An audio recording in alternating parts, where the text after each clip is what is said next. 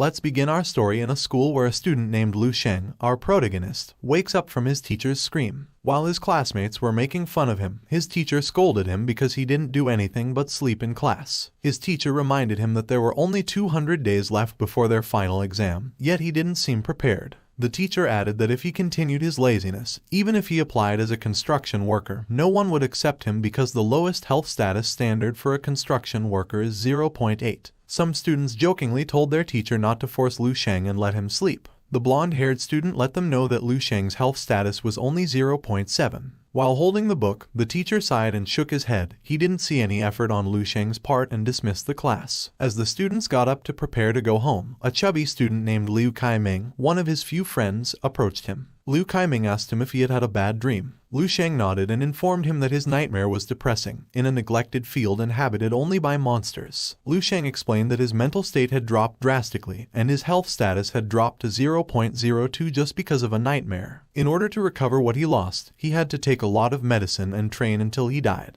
Liu Kaiming informed him not to think about his health status because they both have a lower one. Another thing is that they are just ordinary people and suggests leaving it to the geniuses to be superheroes. Liu Kaiming stood up and asked him to play a PC game. But Lu Sheng was in no mood to play right now and wanted to go home. Liu Kaiming offered to pay for the drinks and PC time, but Lu Sheng was not in the mood and just wanted to sleep when he got home. Their conversation was interrupted when a blue-haired student asked Liu Kaiming if he would come to play. As he waved his hand, he shouted that he would come. Then the chubby student said goodbye and said they would play next time, to which Lu Sheng agreed. As he walked home, he thought that after being reincarnated in this new world, he would still have to face the problems with the exam. He decided to see what the recent news was. While looking at a large screen containing the news, he realized that this world was no different from the world he came from. His thoughts were interrupted when a muscular woman suddenly passed by carrying a pallet full of the heavy box. Lu Sheng marveled at the woman's strength and wondered when he would become strong. At their home, while his father was lying prone, his mother was putting a patch on his back. His father reminded her to be gentle. She sighed and told him to grit his teeth and bear the pain because it was almost done. After a while, Lu Sheng arrived. His father got up, and while putting on his clothes, he asked his son if he had eaten. His mother said she would prepare dinner while waiting for his younger sister. Lu Sheng advised his father to buy a blood circulating apparatus suitable for circulating blood and healing waist and back injuries. He also informed his father that one of his classmates had a blood circulating device in their house, proving it produced a better result. As he smiles, with a cigarette in his mouth, he boasts that he is still as strong as steel and that the body pain he feels is only caused by aging. He recalled that he had a present for his son. He took 2 bottles of recovery powder from under the table, a new product from the benevolent clinic. The gift from his father surprised Lu Sheng because he was aware that the recovery powder his father had displayed cost $20,000. His mother patted his father on the back and informed them that her superior at work had allowed her to take home some leftover pork head meat. She asked about Lu Sheng's health status if he broke through 0.85.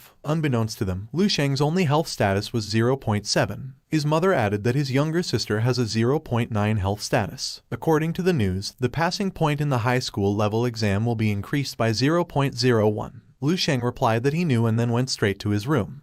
Inside the room, he immediately took off his jacket and started his exercise. The World Martial Alliance recommends the 24-body reconstruction technique, created based on ancient yoga, martial arts, and judo techniques by the Martial Alliance's masters. This technique helps to strengthen the foundation of novice martial artists. 300 years ago, huge cracks appeared in the sky and earth, from which terrifying monsters came out to conquer the world. The advanced weapons did nothing to exterminate the monsters. Despite this, humanity suddenly gained another source of power. A genetic lock within humanity had come undone instead. Every individual's strength was raised exponentially. Thus, mankind has entered the era of martial arts prosperity. However, despite this, in the battleground full of monsters, in order to coexist and inhabit the land, humanity was still at a severe disadvantage. Every day, cities fall at the hands of monsters, and humanity is still pushed toward defeat. Someone said on stage that they were all born into a restless world and that they had to take responsibility for the current era. Each of them practiced martial arts for the sake of humanity, and each of them is the future legacy of martial arts. After training, Lu Sheng tiredly caught his breath. He noticed that after completing the 3 sets of the body reconstruction technique, there was no improvement in his health status, while his younger sister's health status was at 0.9. In addition to that, his parents are doing everything to support him, and heaven has given him a second chance to be reincarnated in this world. Since nothing had changed in his health status, he decided to train again to the extreme. Still, before he started, he lost consciousness. When he opened his eyes, he found himself in a dark, desolate field inside his nightmare. When he stood up and pinched his cheek to wake himself up, he didn't know that a dark figure was standing behind him, ready to finish him off. When he turned around, he realized that it was a zombie. The zombie attacked him, and he fell to the ground. When it tried to bite him, he moved his body to avoid being bitten,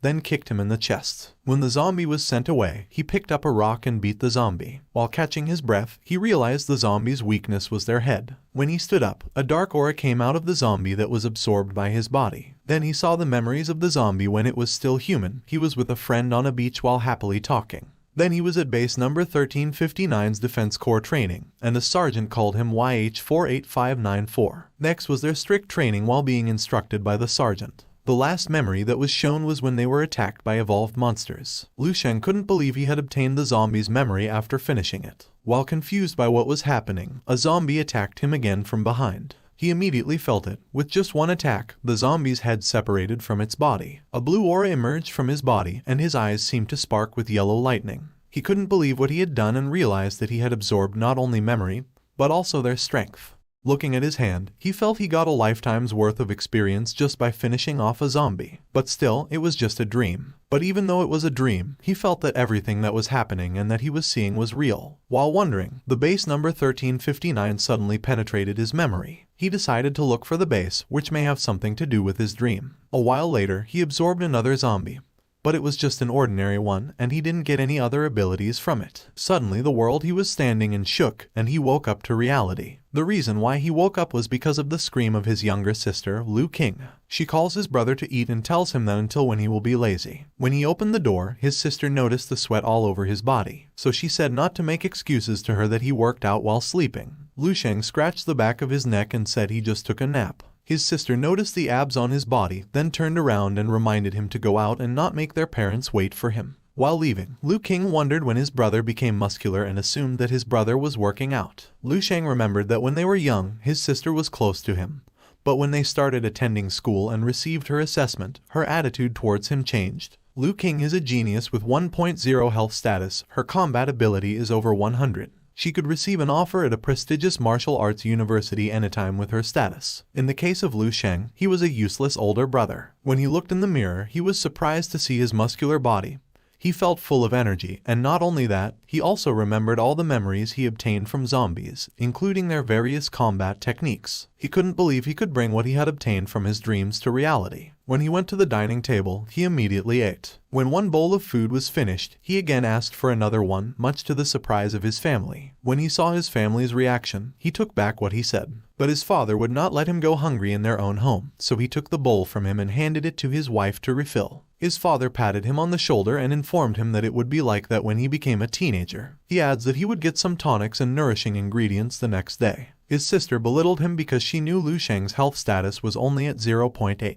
Her father told her not to underestimate her brother. While his father and sister were arguing, he thought of going to the dojo to see if his health status had improved. A few hours later, Lu Sheng stood before Hongquan Dojo. The master of this dojo is Nai Hongquan, who is ranked 4 in martial arts, and he is the master of this dojo. The health status of a rank 1 like Kichuchai is 1.5 with a combat power of 150. Rank 2, like Lin Lan, has a health status of 15 and a combat power of 1,500. Rank 3, like Shi Jin, has a health status of 100 and a combat power of 10,000. And the peak of all ranks is rank 4, like Nai Hongquan, with a health status of more than 200 and a combat power of 100,000. Once martial artists achieve a high rank, society will consider them superhuman. As he looks at the poster with the high tuition fee, he knows that only wealthy people can afford to attend this dojo. If her sister enrolls in this dojo, he knows his family will support her. But for him, he is not interested. Besides, he can absorb the experience of the zombies in his dream.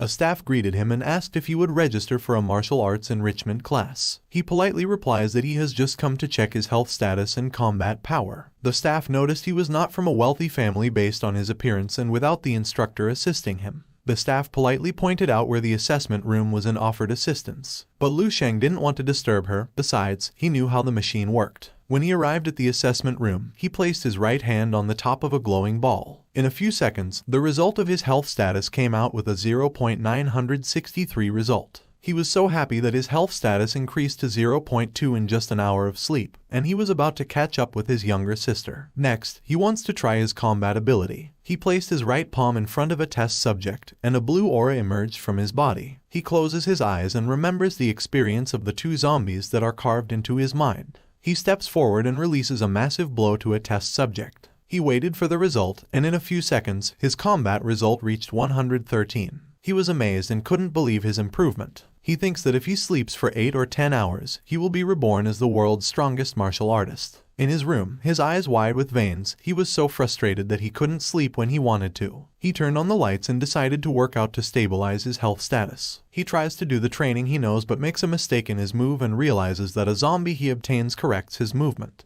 He continued his training while the memory of the zombies appeared in his mind. Lu Sheng noticed that every time he went through motion, he could feel the power surging through him and the breathing technique the zombies learned when they were still alive. As he made the shape of an electric ball, his tummy rumbled, and he became hungry. Lu Sheng's face turned into an old man, and moments later, he drooled, and his teeth were lost. Oh boy, somebody, please give him a pair of dentures. Anyway, let's get back to our story. Lu Sheng realizes that energy consumption can't keep up because the body is forced to grow. Regular food isn't enough to sustain the nutrients he needs pills. With his family status, he can't afford to provide those pills. If things continue like this, his growth rate will slow down. Such Lu Sheng decided to start earning money. In his school, the reward for their performance is 10,000 for the first grade honor. To achieve that, he must show them his talent. At the sports gym in the locker room, Liu Kaiming told him that it's been a while since they had a practical combat lesson. As Lu Sheng changes his clothes, Liu Kaiming notices his body, and he can't believe that Lu Sheng will achieve a muscular body in a few days. Lu Sheng told him that he was working out, and he noticed his hair growing longer and decided to trim it when he had time. Liu Kaiming concludes that Lu Sheng works hard to get the girl's attention. Lu Sheng lets him know that he is not like him, and they leave the locker room to go to the gym. At the gym, the students gathered. In the middle of them, wearing a gray jacket with a combination of light blue and scars on his arm is their practical combat instructor Zhang Zhenguo. Liu Kaiming informed him that Zhang is a rank 2 martial artist, and he got his scars on a battlefield while facing the beasts. Zhang told them they would review the basic combat techniques they learned in class. Looking at their instructor, Lu Sheng realizes that Zhang's technique is too simple and unrefined. The things he absorbed from his dream are much better compared to their instructor's teaching. After showing the basic combat, Zhang called one of the student named Yang Yifei to demonstrate what he had learned. As he walked, the girl student was astonished by his appearance, and they praised him for being handsome and the strongest in their class. While the girl is flinging, Liu Kaiming is disappointed because Yang Yifei always takes the spotlight. Liu Kaiming knows Yang Yifei is rich and handsome and got himself the best pills, and his health status is getting close to 1.2. Liu Kaiming assumes that their teacher always plays favorites with students because of their status and that people like them are nothing. In his mind, Lu Sheng wanted to agree with his friend's statement, but that was before. Now that he knows his ability, he is prepared to grab them all with his own hands. After the demonstration, Zhang commends Yang Yifei and informs him that he has some balance issues and plans to teach him to correct his balance the next time. Zhang told him he would call some students to spar with him. Yang Yifei thanked him, but in his mind, he disagreed with his teacher's advice. He also belittles his teacher for having a low-ranked martial art compared to his family. Zhang asks the students if any one of them is willing to spar with Yang Yifei. The students are all silent because they know the capabilities of Yang Yifei, and no one bothers to spar with him. Zhang realized that every time this happened, the student was shriveling away. The school may teach them the basics, but once they join the military, only a handful will be walking the path. He also knows that the student is saying that he is playing favorites. Before he finishes his thought, he notices the eyes of Lu Sheng. Those eyes belong to someone who has undergone truly arduous training. Zhang pointed at him and commanded him to stand up and come. Liu Kaiming warns his friend and advises him to back off. He reminds him that they will be doing an exam soon. However, Lu Sheng is confident and tells his friend that he trains so hard that there is nothing to worry about. Zhang instructs them they only have 10 minutes to spar, always remember their safety first, and never forget his teaching. As they faced each other, the teacher gave the signal to start. Zhang noticed that Lu Sheng showed no fear and kept his cool. He asked Lu Sheng about his health status the last time he was tested. Lu Sheng replied that it was 0.8. Zhang realized that Lu Sheng's status was very low. He reminds Lu Sheng to pay attention to his strength and get ready to fight. Before they fight, Yang Yifei asks if he pays attention to their teacher and warns him that if he falls, don't use his arm because he might put pressure on his bone. Instead, he should protect his vitals, especially the head. Lu Sheng thanked him for his advice and told him he was ready. Yang Yifei quickly attacks using his fist, and a yellow and black aura can be seen. The students' mouths get wide open at what they witnessed. Yang Yifei, on the other hand, as he got closer, he ridiculed and belittled Lu Sheng inside his mind, saying a pushover like Lu Sheng deserves embarrassment, and victory belongs to the strongest like him. He was surprised that his fist punched only the air. On the other hand, Lu Sheng dodges his attack, his eyes become white with a blue aura, and his fist looks like it is gathering wind aura. He launches his attack and directly hits the face of the arrogant student. A blue and bounce away effect can be seen. His classmates were shocked. A smoke emerged from his face like a burning cigarette. Zhang rushes toward him to check his condition. As they all look at our protagonist, they can't believe that, using only one punch, he knocks out their strongest classmate. But it looks like Lu Sheng was also surprised that Yang Yifei would be knocked out with only one punch. As the teacher still holds the unconscious Yang Yifei, all the students are still in shock and can't believe Lu Sheng defeated Yang Yifei with a single punch. Their instructor shouted at them and ordered them to call the teacher from the nurse's office. When the nurse arrived, they immediately put Yang Yifei on the stretcher. Lu Sheng called his teacher and apologized for what he did. He explained that he didn't manage to control his strength. Zhang looked at him with a fierce eye and patted him on the shoulder, saying that injuries are inevitable during combat. He doesn't have to worry about Yang Yifei because his injury isn't severe. He asks Lu Sheng to come with him to the office for a discussion. Before they leave, Lu Sheng asks Lu Kaiming to help him inform their next teacher. As they leave, Lu Kaiming is frozen and wonders how Lu Sheng manages to defeat Yang Yifei, whose health status is 1.22, using a single punch. He is confused if he is still the Lu Sheng that he knew. When Zhang opened his office door and they entered, Lu Sheng noticed the bonsai. He was astounded by his teacher's interest. Zhang laughed and said that it was just a small hobby of his, and besides, everyone had their own secret. Wouldn't you agree? He asked as his eyes glowed. He added that Lu Sheng only has a health status of 0.8 yet manages to defeat Yang Yifei with one punch. Lu Sheng defended himself, saying those health status results were taken before. Zhang suspected him of using some kind of drug to forcibly increase his health status and warned him that consuming drugs to improve his health status is strictly prohibited in school. Lu Sheng was surprised and insisted that he never use any illegal drugs. To prove his innocence, Zhang suggests assessing his health status. If Lu Sheng uses any drugs, his vitality will be unstable, and the figures will fluctuate wildly. Next, they will determine Lu Sheng's combat strength. If his combat strength and health status are consistent, it would be further proof of his ability. Lu Sheng agreed with him and placed his hand on the glowing ball. Sparkling light emerged, and the result came out. His teacher's mouth got wide open, and he was shocked at Lu Sheng's health status result. Lu Sheng has a rank 1 martial artist with 1.532 health status. Zhang couldn't believe that a student like Lu Sheng, who is only 18, had achieved rank 1 in martial arts. No one ever reaches those levels at such a young age in the whole city of White Lake, only Lu Sheng. He also assumed that Lu Sheng was a genius. Zhang's eyes widened in shock when he realized that Lu Sheng had destroyed his combat test subject with just one punch. As their appearance becomes similar to a clown, a lake of tears comes out of Zhang's eyes, while Lu Sheng, who is holding the test subject's head, apologizes for what he did, saying that he didn't do it on purpose. As he holds his bonsai and is still crying like a baby, he can't believe that his test model that can withstand the attack of an official martial artist will be destroyed.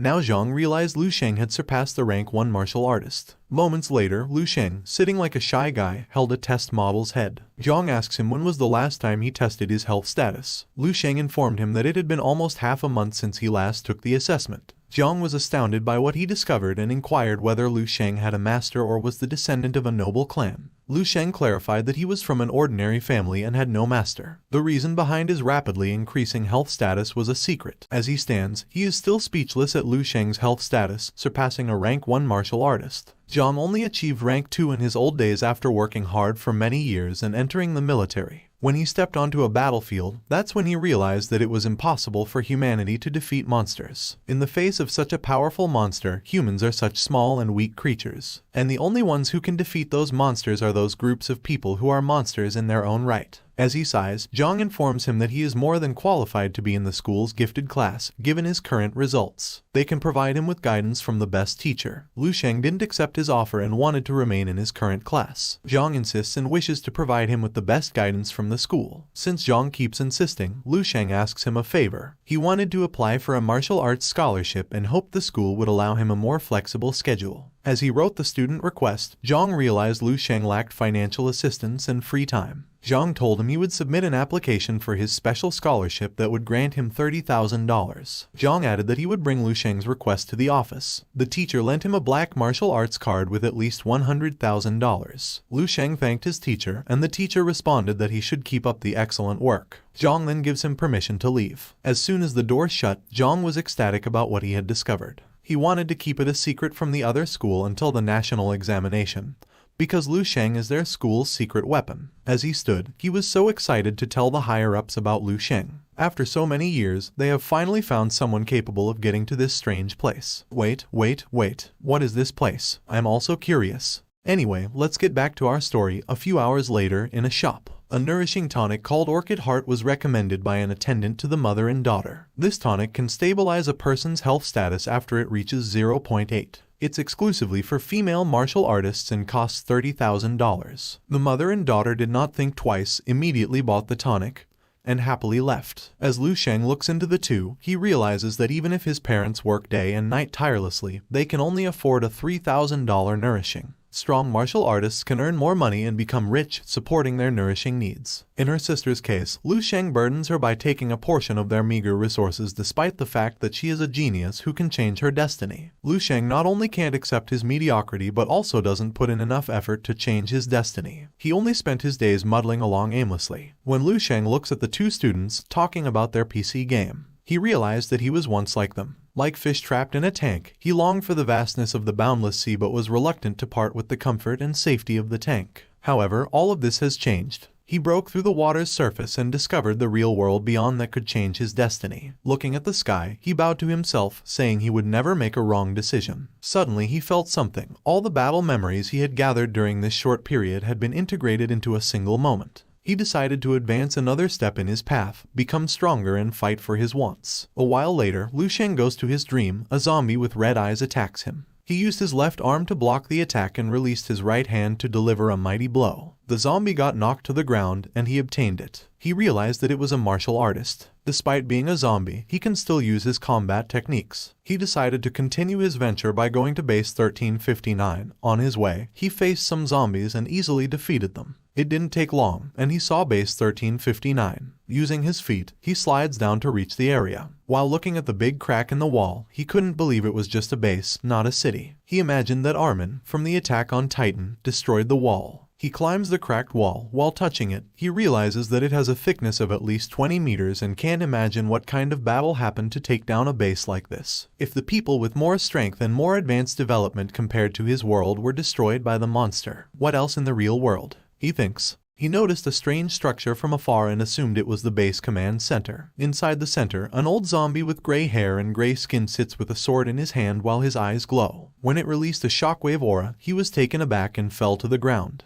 Lu Sheng couldn't deal with this terrifying creature with his current abilities, so he decided to survey the surroundings. He attacked the zombie blocking his path and entered a room. When Lu Sheng was inside, he looked around and noticed a strange object. He approached and touched it. Light emanated from the thing. A hologram woman appeared with long yellow hair and attractive fitted clothing. "Welcome, user of Tanhang technology," she said. While looking at the hologram, Lu Sheng's eyes widened when he realized that it spoke the same language as him. The hologram, Ellie, is a product of Tanhang Technologies, an artificial intelligence of the 16th generation. She is responsible for controlling the network server management at base 1359. Lu Sheng asks her about the latest news. Ellie gladly responded to his request and immediately accessed the data. Multiple news notifications have popped up. According to the information, in the year 11,024, on June 21st, main base number 2 successfully launched the 58th spacecraft in search of intelligent life. The targeted destination was the Lyra galaxy. Year 11,024, July 24th, the base 105 has fallen. Year 11,024, September 24th, Lieutenant General Sun Kang has successfully become a rank 10-star realm martial artist, number 472nd in the world of the Martial Alliance. Year 11,024, September 30th, base 114, 838, and 1022 have fallen in succession. The 8th Division has been activated to search for survivors. Year 11,024, November 19th, the World Martial Alliance will hold the 24th Grandmaster Conference at Main Base Number 1. They will discuss the recent strategies and policies that have been rolled out. Lu Sheng can't imagine if the rank system in his dream is the same in the real world. It means the gap between the people's strengths and the two worlds is so big. A window screen popped up, showing the emergence of terrifying monsters from the sky to conquer the world. Lu Sheng was stunned by what he had witnessed, and a bucket of sweat emerged from his face. Despite the advanced technology and strength of the people living here, they couldn't protect anything against the monsters. In addition to that, they tried to abandon their planet. They sent an exploration team to the vast galaxy to find a new place to live. Still, unfortunately, there is no news that anyone has returned as their own planet has fallen. Lu Sheng sits on a sofa and asks Ellie to show him the world history. She follows his orders and shows the world history. As he browsed the screen, he was stunned by what he discovered. That this world was theirs, and everything that happened here will happen in his world after 10,000 years. Something came to his mind, and he realized that maybe it was a coincidence. He asks Ellie if there's any record of him. Multiple windows popped up. Lu Sheng saw his records and learned that he had lived for only 28 years as a civilian. Lu Sheng requested another query about him in March of the year 299. The system denied access and asked for a blood sample to register. As he thinks about how to give a blood sample, Ellie gets near to his hand and sucks his finger. Lu Sheng got blushed due to the finger licking good. Ellie informed him that the blood sample had been collected and she would start the analysis. Ellie glitched, and Lu Sheng was confused about what was happening. Suddenly, a fire came from her head and notified that a Project Fire C was initiated, and permission was granted. Lu Sheng's record has popped. The information is different from earlier. He got the best grades in the school, graduated from Bei High, and placed 23rd in the whole city of Bei. Then he enrolled in a martial arts university, joined the military for 3 years, and served in Tian'an Military Division. He died in the Southern War Zone at age 37 without a wife. He achieved the rank of lieutenant without making an outstanding contribution. Lu Sheng realized that the future also changed every time he got stronger. However, he was unsatisfied with the result. He wanted to become stronger. To change the future, he needed to surpass all the strongest martial artists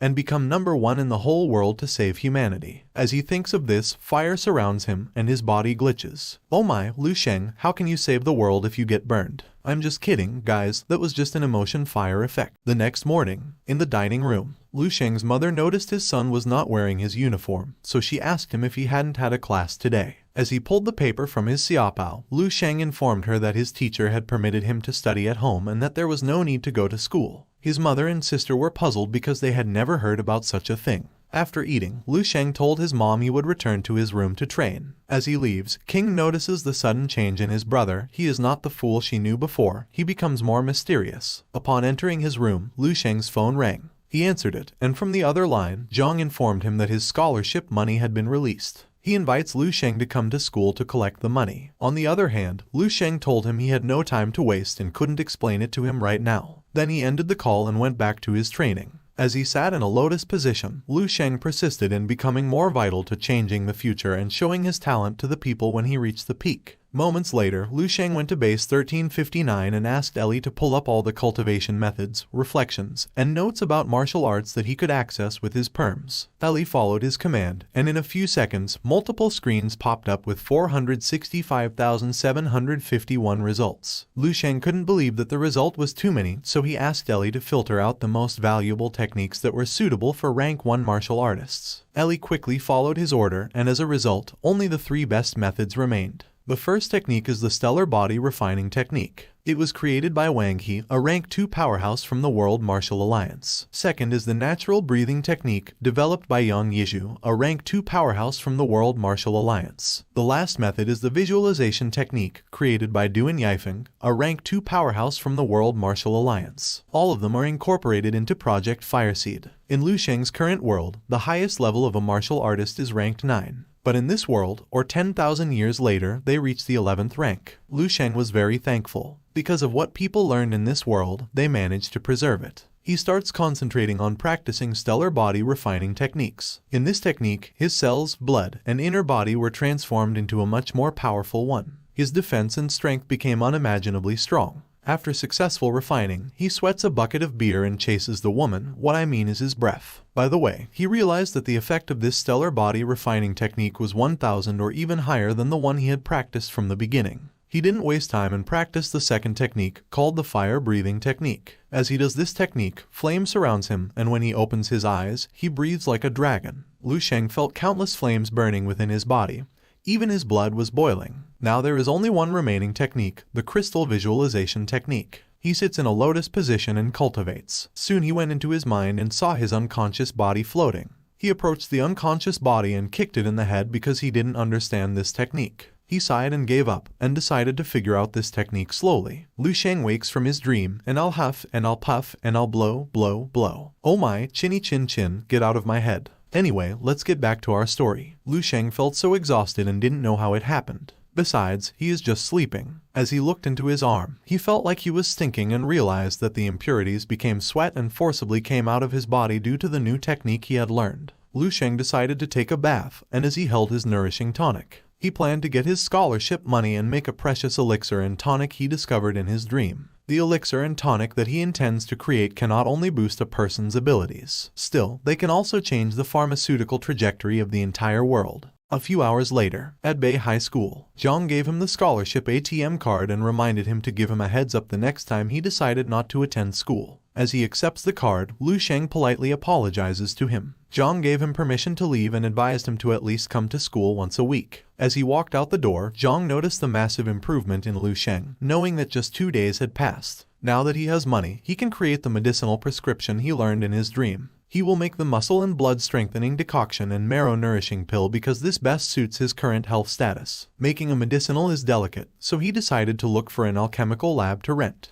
A bearded man angrily told Lu Sheng that he would not let him rent his chemical lab because he might see their exclusive secret prescription, then closed the door and told him to leave. Lu Sheng just sighed and looked at the ingredients he brought, then he realized that the card his teacher gave him had not only 30,000 but 80,000. He decided to buy the rudimentary equipment online. Still, when he ended up in an alley and noticed a medicinal hall, he never thought that a medicinal could exist in a remote place. Upon entering, he saw a blonde man busy using his phone. Lu Sheng approached and greeted him. The blonde man, who was still focused on his phone, told him to get what he needed and bring it to him to make a payment. Lu Sheng clarified that he didn't go there to buy. The blonde man didn't pay attention to what he said and warned Lu Sheng not to leave without paying because the shop had CCTV. As the salesman pervertedly looked into his phone, Lu Sheng gets full of him and slams the blonde man's hand onto the counter table. Now he got the attention of the pervert man. The blonde man asks what he wants. Lu Sheng wanted to know if they had a chemical lab. As he smiles, he offers a business proposal to the pervert.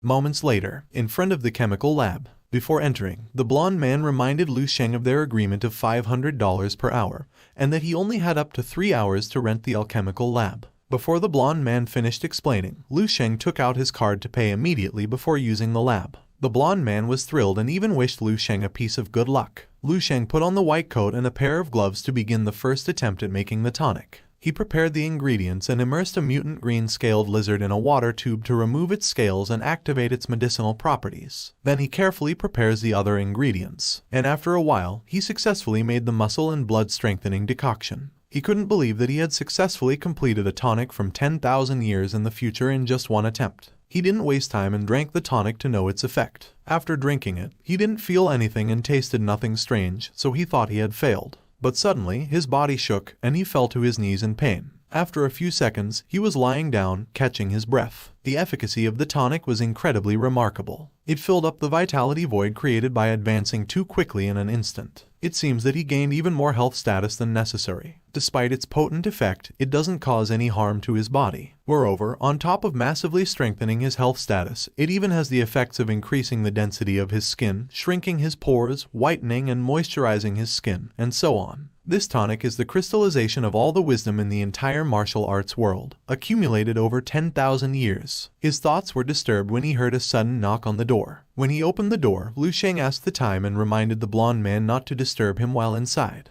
The panicked blonde man told him there was no time to explain because his boss had already returned. He advised Lu Sheng to leave quickly and go through the back door. Outside the medicinal shop, a beautiful woman with short brown hair, whirling the key, with a healthy pair of melons, wearing seductive green clothes and a green pair of high heels, was about to enter the shop. At the alchemical lab, the owner of this Xingshan medicinal hall, Suzu, puts down a box containing different tonics and drinks them. Suzu was very disappointed in the tonics she consumed. The quality is very poor and can't be considered a tonic. As she watches the news showing a martial artist with a muscular body, she realized that the pharmaceutical industry is rapidly changing with the increase in martial artists. A new and better medicinal prescription is developed daily to eliminate the old ones. The reason why they did not keep up with the modern methods of the pharmaceutical industry was that her family was conservative and still used the old methods. Zinshan Medicinal Hall has been selling ancient remedies for 100 years. Now that their pharmaceuticals have been left behind by other pharmaceutical industries, Suzu knows that if she does not find a new medicinal prescription, the business entrusted to her by her father will collapse. She turned around and decided that if she couldn't make a new product, she would collaborate with experienced chemical masters like Mr. Zhang. The blonde man, Ma Fei, greeted her and asked if she would not go to the neighboring city, adding that he didn't expect her to return so soon. Suzu ignored him. The perverted guy blushed and was astounded by her beauty. As he pervertedly smiles, Ma Fei daydreams of Suzu hugging him, and they will live happily ever after. Still daydreaming, Suzu told him to wake up and wanted to know if he had brought someone to the laboratory. Even if she's angry, in Ma Fei's eyes, she is still beautiful and denies her accusation. As Suzu sighed, covering her forehead, she informed Ma Fei that he would be fired starting tomorrow. She threw the dirty coat into the trash can and started to clean the laboratory. Suzu noticed the mutant green-scaled lizard and learned that the one who used the laboratory used the activator to activate the mutant green-scaled lizard. She also discovered that the scales, which are its most valuable part, have been removed. She had never heard of such preparation and assumed that the one who did this was a head stuck in the clouds who wanted to develop their own medicinal prescription. However, in the end, she realizes that she is also like them, the one who is placing their hopes on something completely unrealistic. Suzu saw a broken tube on the floor and wondered how many surprises she would face in her store today. She kneels and picks up the broken tube. As she stood and held up a broken tube, Suzu inspected the tonic and wondered what kind of combination was used to develop such a thing. Out of curiosity, she put one of her fingers inside the broken tube and tasted it. Her eyes widened, and in a few moments, the scene changed. Oh boy, why didn't you show us her reaction? Instead, you changed the scene to this perverted guy. By the way, let's get back to our story. As he sighed, poor Ma Fei blamed Lu Sheng for what had happened to him, and for the last time, he wanted to see his goddess Suzu again. Speaking of Suzu, she was running towards Ma Fei and called his name. As she waves her hand, she confesses her love for Ma Fei. Hearing this makes Ma Fei blush and cry from his overwhelming happiness. He can't believe Suzu also loves him. What the F? Don't change the script, man. Sorry guys, I didn't mean to, I was just carried away by my overflowing emotions. Anyway, let's rewind and make it right. As Suzu waves her hand, she orders him to stop. Ma Fei cried as he assumed that Suzu really cared for him. He tried to run to Suzu and said that he knew Suzu cared for him and confessed that he would not go anywhere, and that his place was eternally by her side. But on the other hand, Suzu grabbed him by the collar and was determined to know who used her laboratory. As she shakes Ma Fei's head, she lets him know that if he could find the person who operated the laboratory earlier, she would let him back to work and double his salary. With a blank face and feeling dizzy, Ma Fei informed her that he had the contact number of the guy. Suzu snatched the phone and released him. While browsing the phone contacts, Suzu knows the strengthening effects of the tonic she tasted earlier were at least 10 times greater than the blood-strengthening tonics currently on the market, which cost $100. Besides, it actually has the effects of whitening and improving one's skin, and so on. On top of that, the main components are all common ingredients. The cost price of production is less than $5,000. She also knew that this newfound tonic was world-class. Suzu quickly makes a call when she finds the contact. On the other hand, Lu Sheng was intensely focused on his training. When he opened his eye, he was amazed by the stellar body refining technique. As he expected of a rank 11 martial arts technique, its incredible ability to unearth a human body's potential is beyond comprehension. At this rate, Lu Sheng might really be able to give rise to a real star within his body. The natural breathing technique is also phenomenal and has immense power. Without the complementary action of this breathing technique, the effects of the stellar body refining technique wouldn't be so good. Lu Sheng's health status has significantly increased, and the muscle and blood strengthening decoction effect is superb. Lu Sheng made 12 portions of the decoction earlier. With his current physique, 2 portions a day would be enough, and he wanted to find a way to make more tonic in 6 days. Lu Sheng noticed his phone ringing. He picked it up and answered. On the other line, Suzu apologizes for disturbing him and introduces herself as the person in charge of Zinshan Medical Hall. She informed Lu Sheng that she saw the tonic he made and wanted to collaborate to promote the product. Lu Sheng tells her to meet with him after a week and ends the call. But Suzu wishes to meet with him as soon as possible, so she grabs Ma Fei by the collar and shakes him. Suzu gave him the task of hunting down Lu Sheng. Suzu will reward him with $60,000 if he finds Lu Sheng within 6 days. Ma Fei was very pleased with her offer and reminded her to keep her word. His smile changed into confusion and asked his boss if something bad had happened. He informed Suzu that the one who rented the lab earlier was just a student. Suzu becomes puzzled and wonders who this mysterious young guy is. Meanwhile, in Lu Sheng's dream, he uppercut a big zombie and its head flew away. A rank 4 martial artist zombie catches it and smashes it into pieces. Lu Sheng wants to know if a rank 1 martial artist like him can defeat a rank 4 martial artist zombie. He rushed forward, and the zombie greeted him with a punch. Lu Sheng blocked it, but the force of the attack was twice his strength. He was stung into pain. The zombie tried to attack again and unleashed a mighty blow. Lu Sheng quickly dodges it and swiftly goes behind the zombie. He kicked it in the head, and the zombie fell to the ground. Lu Sheng jumped forward and released a slashing kick. The zombie got defeated, and he obtained its ability. After obtaining the zombie, Lu Sheng learned from its memory that this zombie died on the front lines while facing the monster to protect the city. Lu Sheng wants to clarify that he didn't obtain the zombie to be used as experience,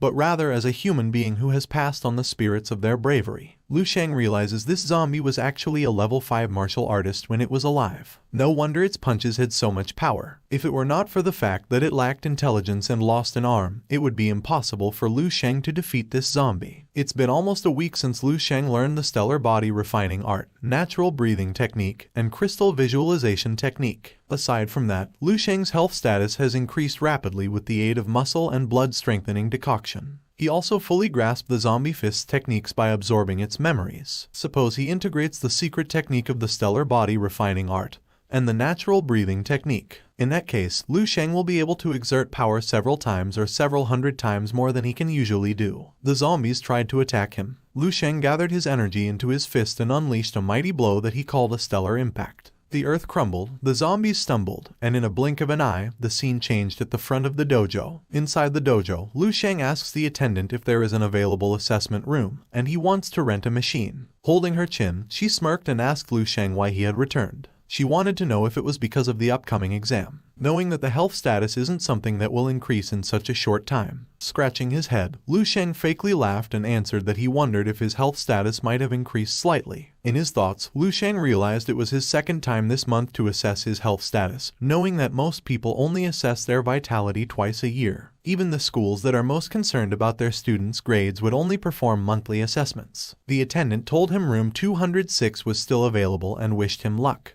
Inside the assessment room, Lu Sheng told himself that if it weren't for his abilities improving rapidly, he wouldn't bother coming here so often. He first assessed his health status, showing a 15.632 result. He actually far surpassed the standards of a rank 2 martial artist. Thinking about it makes sense. The supreme martial arts techniques and the most advanced tonics are both from 10,000 years in the future. It would be strange if he didn't get such a crazy result. He then pulls up his sleeve to prepare for combat assessment. He unleashed a powerful blow, and in a few seconds, he got a result of 3137 combat power. He realized that because of the fist technique, he got a high result that was more than twice the standard requirement. He then gets the idea that if the skill he uses can affect his combat index, his ultimate combat power should be much higher than this. Lu Sheng then stands in a combat position for a second try. Using a stellar impact of his own, his eyes glow, a blue aura emerges from his body, a whirlwind gathers in his fist, and in a blink of an eye, the scene changes. From a distance, the attendant saw him, asked him if he was already done, and added that he seemed pleased. Lu Sheng replied that he was indeed pretty delighted and said goodbye. The attendant happily wished him good luck in his exam. Closing her eyes, he thinks of Lu Sheng. Even though he is acting cool, he's pretty good looking when he smiles. Her fantasy is interrupted when a boy asks her who she is talking to. This guy is the little brother of this girl with orange hair and a red gym bag on her left shoulder. Her name is Nai Shuang, and she is the daughter of the master of Hongchuan Martial Arts Academy. She asks the attendant if the guy who came earlier came for an assessment. Still blushing, the attendant clarified that she must have seen it wrong, adding that the guy earlier was just a typical high school student and coincidentally handsome. The red-haired guy said, "What's the point of being handsome if you don't make money? In their society, only prowess in martial arts really counts." He added that based on the man's clothing earlier, it looks like he comes from an ordinary family. Even if he assesses many times, there is no point and nothing will change. Looking at her little brother, she knows the situation in society. The poor dwell in academics, while martial arts are for the rich. The resources needed for cultivating martial arts are a large part of the reason for the saying. Her little brother has been taking all sorts of tonics since he was young, and his vitality was much more than others even before he had begun cultivation. Knowing that her little brother practiced all sorts of martial arts techniques, the gap between him and his peers is ever increasing, and he becomes arrogant. She hit him in the head and reminded him not to compare himself to others, especially those from ordinary households. A lump came out of his head, and Nai Shuang told him that since he had access to good resources, he had more reason to work harder and not to be proud of himself because of his tiny achievements. He grabbed his sister's arm and asked for a favor. He wanted to see the assessment result of the guy earlier. Nai Shuang asks him why. The red-haired guy answered that the guy earlier looked a few years older than him, and he wanted to compare and see if his hard work had improved. Otherwise, he would feel uneasy. Nai Shuang sighed and granted her younger brother's request. She reminded him not to be complacent because the guy earlier was ordinary. The red-haired guy happily agrees with her. The attendant showed the records and clarified that the guy earlier was the only one who came to do an assessment today. As she looked into the result, she was sure that the guy earlier was indeed a student. But when the attendant pulled up the result, Nai Shuang's eyes and mouth widened in shock, and sweat emerged from her face. She grabbed the tablet from the attendant. Her little brother fell to the ground and wondered if the test machine was broken. The attendant clarified that the device was in good condition. Learning that the result was confirmed, Nai Shuang became serious and ordered the attendant to contact all the staff who were free to collect the information of all the students in the area. The attendant quickly followed her order. Looking at the tablet, Nai Shuang is persistent in finding Lu Sheng. On the other hand, in front of the Martial Artists Association building, before closing the taxi's door, the driver was delighted with their chit-chat. He planned to introduce his daughter the next time he met Lu Sheng. As he walked, smiling, his eyes were closed and his left hand was inside his pocket. He realized that the taxi driver was too passionate and thought he shouldn't have told the driver that he was going to the Martial Arts Association to take the Rank 2 Martial Artist Certification Assessment. Hence, the driver wouldn't talk non-stop. Upon entering the building, Lu Sheng bumped into a disappointed man who couldn't believe his result. At home, his combat power index was higher than 150, but the result was different here. Based on the man who is wearing a green jacket, the Martial Arts Association assessment machine is custom made by the officials. Hence, they may have much higher precision than those sold outside.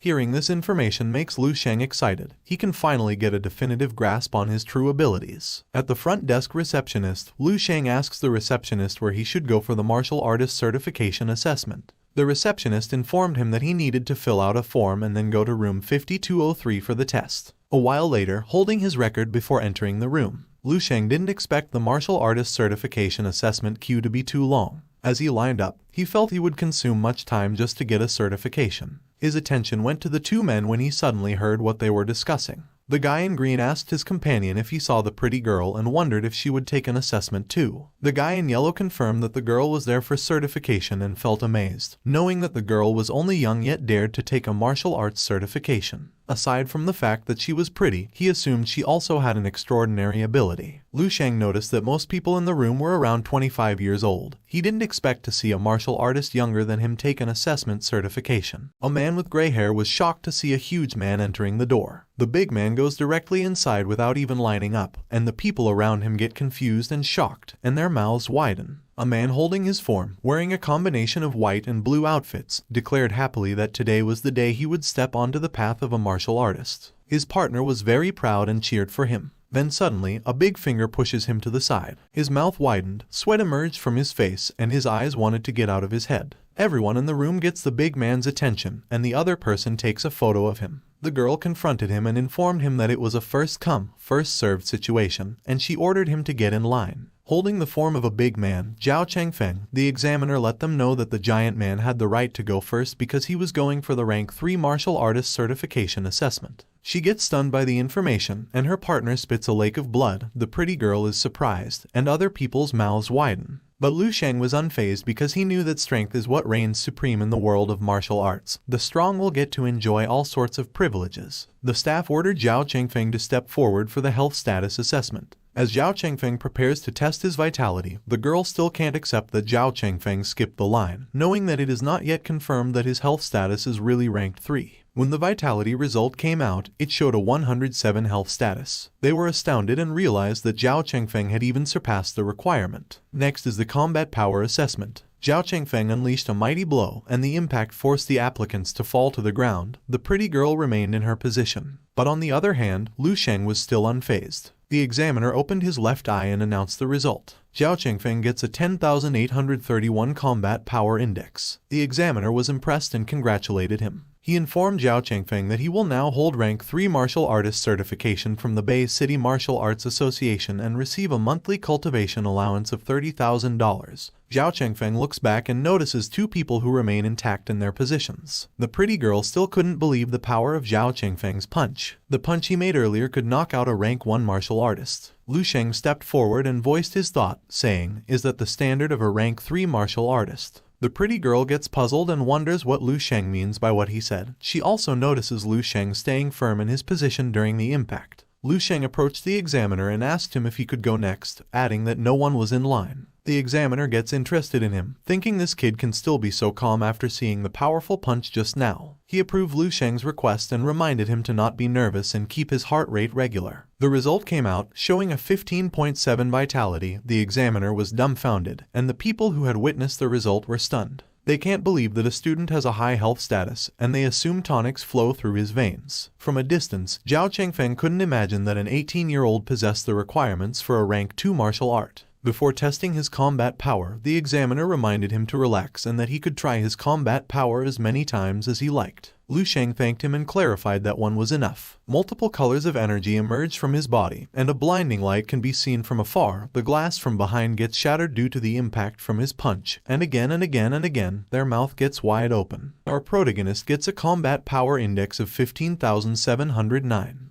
After achieving a breakthrough with his fist technique, along with stellar impact and the breathing technique, Lu Sheng's combat power has increased to 10 times that of standard vitality requirements. He was amazed by the beauty of martial arts skills. The staff congratulated Lu Sheng for passing the rank 1 assessment, and he clarified that he even surpassed the requirement for a rank 3 martial artist. The staff apologized to him, saying that he couldn't give Lu Sheng grades now. He wanted to report this matter to the higher-ups because he knew the association would not leave geniuses like him behind. The staff quickly ran to submit the report and stated that he would stake his entire career on this matter, promising to give Lu Sheng a satisfactory reply from the higher-ups. When he was about to leave, a huge form appeared from behind. His eyes glow, and his hand moves like a fast shadow. In just one punch, Lu Sheng's face becomes severely injured. What the F? Somebody, please change this narrator. He always changes the script. Sorry guys, it won't happen again. Anyway, let's get back to our story. Video editor, please remove that beaten face from the scene. Zhao Chengfeng extended his hand and introduced himself. Lu Sheng reaches out his hand and also introduces himself. Zhao Chengfeng was secretly delighted, and the other people approached Lu Sheng and also introduced themselves. Lu Sheng quickly runs and leaves the assessment room. Outside the Martial Artists Association building, King and her friend await their senior sister, Yang Yuan, who also takes an assessment certification. The girl in the middle, wearing a purple jacket, told them that a rank 1 martial artist certification assessment is a piece of cake for a genius like Yang. King agreed with her, and from afar, she saw her older brother coming out of the building. She called him, and when he approached, Lu Sheng asked what she was doing there. King replied that she should be the one asking those questions. She knows Lu Sheng always skipped school and slept all day in his room, yet he dared to come to the Martial Arts Association. Lu Sheng wondered why his sister knew he spent most of his time sleeping in his room. He coughs, says he has some business, and asks what they're doing in the area. The girl in the purple jacket informs him that they are King's classmates. She introduced herself as Feng Fanfan. Her friends called her Rice. She also introduced her classmate Zhu Nuo, who was wearing a jumper. She added that they came here to accompany their senior sister, Yang Yuan, from their martial arts club, who is here to take the assessment. Fanfan admires him for being handsome and lets him know that he differs from what King described. King's mouth widened. Her beautiful appearance became a beast, and she reprimanded Fanfan. Lu Sheng pats her on the head and says goodbye. After leaving, the two were still arguing, and from a distance, Zhu Nuo saw their senior sister. They approach her and ask about her assessment. Yang Yuan sighs and begs to not talk about the evaluation. She informed them that an unexpected incident had occurred. All assessments have been suspended, and she needs to wait until the afternoon. The 3 Powerpuff Girls wondered what kind of incident happened to put all assessments on hold. Yang Yuan explained to them that a guy with a power level of a demon, the same age as her, had a health status of 15.7 and a combat power that surpassed that of a rank 3 martial artist, and his CPI was more than 15,000. Yang Yuan always thought she was talented, but seeing that monster today made her realize that her tiny bit of talent was just a joke. The 2 girls felt worried for her, and Fanfan asked the name of this monster. When Yang Yuan revealed the identity of Lu Sheng to them, They were astounded by what they have learned. On the other hand, Lu Sheng, eating his favorite xiaopao, stops from his track when he notices the 3 Powerpuff Girls. What I mean is, the 3 old ladies who are murmuring while looking at the people in the black suit.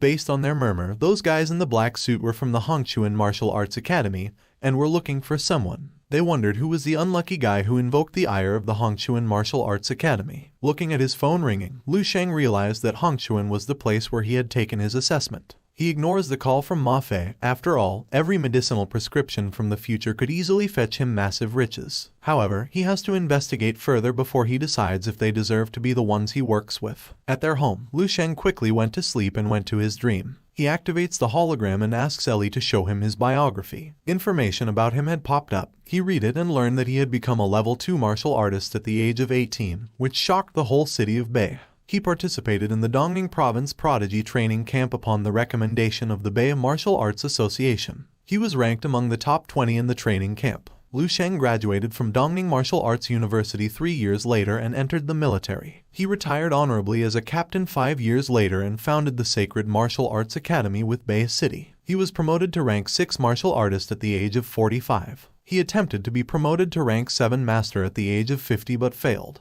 Lu Sheng died in a monster ambush in Bei City in July, year 383 MC, at the age of 87. After reading this, Lu Sheng was sure enough that the future could be changed, or, at least, his future could be changed. 1 week ago, he was still just a rank 4 martial artist who died at the age of 37. Now, he has become a rank 6 martial artist who lived into his 80s and even had the chance of becoming a rank 7 master. However, this is far from enough. To the world and the future, this tiny change is utterly meaningless. Lu Sheng wants to change the fate of mankind and rip the course of the entire world's future in 10,000 years off its tracks. A rank 6 martial artist is nothing. In fact, even a rank 7 master, a rank 8 grandmaster, or a rank 9 martial sage will be helpless in the face of such a future. If Lu Sheng wants to shift the trajectory of their fate and change the ending, he must reach the martial arts peak, advancing to rank 10 or even rank 11. Only then will there be a shred of hope. Even though there's only a faint glimmer of hope, Lu Sheng won't hold back since he has chosen this path. On the other hand, somewhere in Bei City, a man named Xiao Yu writes about some god's character while talking to someone on the screen. The man from the screen praised his calligraphy and added that he was sure that in a matter of time, Xiao Yu would advance to a rank 7 master. He also mentions that if only Xiao Yu could put as much effort into the work of nurturing people, it would be even better. Xiao Yu, the chairman of the Bei Martial Arts Association, a rank 6 martial artist, laughs and asks the elder not to make fun of him. He clarified that he also wants Bei City to produce more martial arts talent. He reminds the elder that Bei City lacks established martial arts families. Secondly, they do not have the abundant resources needed to support them, adding that any seedling with an inkling of talent would think of all the ways and means to go somewhere else, so even if he wanted to, there was nothing he could do. Before ending the call, the elder reminded him that the training camp was around the corner. If they didn't send a participant, it would be utterly humiliating for their big city. To his dismay, Xiao Yu crumpled the paper. He wants to discover talent, accomplish achievements, and progress too. And if he could get to a higher position and obtain those resources, he wouldn't waste time with this calligraphy. He has been stuck at his rank for too long. His sad momentum was interrupted when a girl in panic, holding some papers, a tablet, and wearing an eyeglass with a sexy body, entered his office. She said that some situations cropped up in the martial arts assessment area. Xiao Yu asked why she panicked and didn't even knock.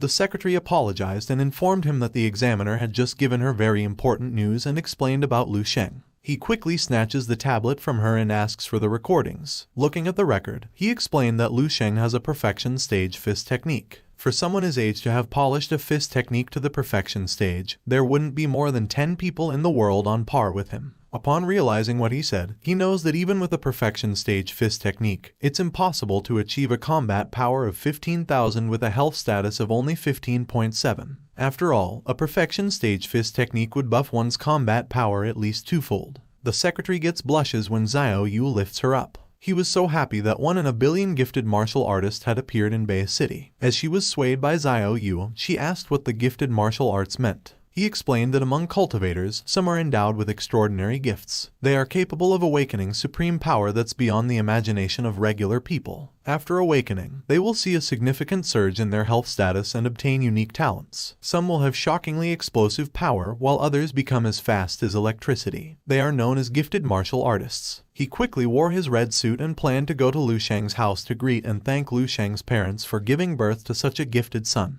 On the other hand, Nai Shuang's junior brother Shoutli said that they had found the guy. Nai Shuang asks him to elaborate. He explained that the guy's name was Lu Sheng, a student at Beihai. His father was a delivery man at Shenheng Logistics, and his mother was a cashier at Jiajia Supermarket. He also has a first-year high school younger sister, and they live nearby in Building 15 of the Bilan district. After explaining, Nai Shuang received a call and learned from the caller that Xiao Yu had already made their move. She ordered her junior brother to buy some luxurious gifts that were suitable for parents and a teenage girl. Without question, he quickly followed her order. A while later, at Lu Sheng's house, his cultivation was interrupted when King knocked at his door. She told him to come out, and he had visitors. Looking at the mirror, he realizes that it's been a long time since he heard King call him Big Brother. In the living room, her mother told him to come closer. Xiao Yu stood up, introduced himself, and told him he had come to see him about his certification assessment. Lu Sheng greeted him and introduced himself. Xiao Yu noticed that Lu Sheng was calm and collected. Based on this steady temperament alone, Lu Sheng was a rare sight. Lu Sheng asks who is the girl with a ponytail. As he sat, Xiao Yu told him that it's Nai Shuang from Hongchuan Martial Arts Academy. Nai Shuang greeted him and reminded him they had met at the dojo. Lu Sheng replied, saying that it was nice to meet her. Xiao Yu explained his purpose for coming. On behalf of the Bay Martial Arts Association, he will give Lu Sheng his official Rank 2 Martial Artist badge and a monthly allowance, the same as the Rank 3 Martial Artist. Wait, that's not all. Due to Lu Sheng's exceptional martial arts talent, they have decided to award him $1 million as a show of encouragement. Upon hearing this, Lu Sheng's parents' souls come out of their bodies, and his sister still can't believe the achievements of her older brother. Lu Sheng was grateful for Xiao Yu and the association's encouragement and support. However, he knows there is no such thing as free in this world, so he wants to know what the exchange is for their good deeds. Xiao Yu took something inside his pocket and informed him that they wished Lu Sheng to participate in the Prodigy training camp, which would be held in Dongning Province. Nai Shuang stood in shock and explained that the training camp is where the most talented martial artist geniuses are gathered. However, it's also a place where geniuses are ruined. A senior brother in their martial arts academy, who everyone had the highest hopes for, had attended this very camp in the past. Upon returning, he, who was always spirited and full of vigor, was utterly defeated and simply faded into the background. She also added that with Lu Sheng's talent, he doesn't need to take such a risk. Xiao Yu intervened and agreed with what she said. However, he knows that Lu Sheng is different. From the proficiency and ability he has displayed, the heights he will reach in the future will definitely be far greater than what he has now. Xiao Yu handed him the invitation. Whatever Lu Sheng's decision was, he would respect it. Lu Sheng accepted the invitation, agreed with Xiao Yu's statement, and added that he had to reach his limit. Xiao Yu sighs in relief. He informs Lu Sheng that he will pick him up in 2 days and say goodbye. Before Nai Shuang leaves, Lu Sheng wanted to know why she came. She froze and got blushed. Before she spoke, she coughed. Thinking that Lu Sheng seemed a lot more handsome than in the picture, she wanted to invite Lu Sheng to become an honorary disciple of the Hongchuan Martial Arts Academy. Lu Sheng wanted her to elaborate. Nai Shuang points out it's the same as being a disciple, just that he doesn't have to turn up every day and may come whenever he wants to. All classes and equipment will be free. He can even have her father instruct him personally. He will get to enjoy the treatment that's accorded to the highest ranking instructors. Actually, it's just a nominal title, and he won't have any obligation to fulfill it. After explaining, she thinks that if she successfully recruits Lu Sheng, their martial arts academy will blow up Bay City, and the number of parents who will rush to send their kids will be unimaginable. Her thought was interrupted when Lu Sheng declined the offer. Nai Shuang stood up and argued that the terms could be negotiated and he didn't need to reject her so hastily. Lu Sheng explained that he was okay being an honorary member. She may advertise that Lu Sheng usually comes to train in their academy, which is indeed true. However, other than that, he wants to refuse. He's not a disciple of their martial arts academy, so he doesn't want them to say that he is one of their disciples. Lu Sheng clarified that if she can accept what he says, then it's fine. If not, then I'm sorry. He also added that he will still be going there to do his assessments in the future. After all, it's close to his home. Nai Shuang accepted his demand and promised that she would issue his monthly stipend immediately when she got back. It will be delivered straight to Lu Sheng's house. His stipend will be around $100,000, and then she says goodbye. When the door shuts, Lu Sheng's parents ask him if they are not dreaming. They still couldn't believe everything that happened. The chairman of the Bay City Martial Arts Association personally came. Besides that, Lu Sheng got a considerable reward and a big salary. They also wanted to know when he became a rank 2. Lu Sheng held his mother's hand and told them that all of this was true and they were not dreaming. From now on, their lives will change. He doesn't want his parents to work anymore. On the other hand, at the Xingshan Medicinal Hall, Suzu bit her fingernail. She was frustrated that it's been a week, yet she didn't have any information about the genius alchemy. She looked through all the information of the recently registered alchemical masters, but there was nothing. Lu Sheng's tonic has several times stronger than the grade 1 and 2 tonics, based on the standards issued by the Alchemical Masters Association. It has even surpassed most of the grade 3 tonics of the market. On top of that, a grade 3 tonic can cost up to several $100,000, but Lu Sheng's tonic only costs less than $3,000. In her frustration, she slammed her desk, which frightened the pervert Ma Fei. Ma Fei's mouth widened when he saw someone. He informs his boss that he has found the chemical master. Suzu stands up and asks where the master is. He points to the monitor containing news about Lu Sheng. The seductive Suzu can't believe that the alchemical master is just a student. On the other hand, at Shuai City Lone Fox Mountain, a bird about to land was suddenly overtaken by something as swift as lightning. It turns out it was Lu Sheng. As he swiftly ran, he didn't think the stellar impact could be used on a body technique like this. With 4 times the power from stellar implications, along with the techniques he absorbed in his dream, his body technique prowess has also reached new heights. His speed is now at least 5 times faster than that of a regular rank 2 martial artists. He calls it the cloud-chasing step. When he reaches the top of the mountain, he starts cultivating the natural breathing technique. With every breath, he is able to absorb energy from the air. While continually replenishing his stamina, he also constantly activates his body's latent capacity. At the same time, he can also sense everything in his surroundings. He can feel the changes in all of nature's creation, integrating themselves between heaven and earth. He releases a decisive blow, and a massive impact can be seen. Lu Sheng was very delighted that he had a breakthrough. His health status has increased, and his stellar impact has become even more powerful. He can probably exert 6 times the power now. He came to this mountain to gather the materials needed for the marrow-nourishing elixir. He never thought he would be making such an enormous breakthrough in his cultivation. Lu Sheng had almost finished all the muscle and blood-strengthening decoctions he had made earlier. With his growth, it's starting to become less and less effective. He has to begin refining the marrow-nourishing elixir. The medicinal value of this herb has not yet been uncovered in this era. Without the system's information, it would have been impossible for him to find this unassuming little thing. He has already ordered the rest of the herbs he would need at the base of the mountain, and he thinks they are already prepared by this time. Using his cloud-chasing step, he quickly runs to the base mountain.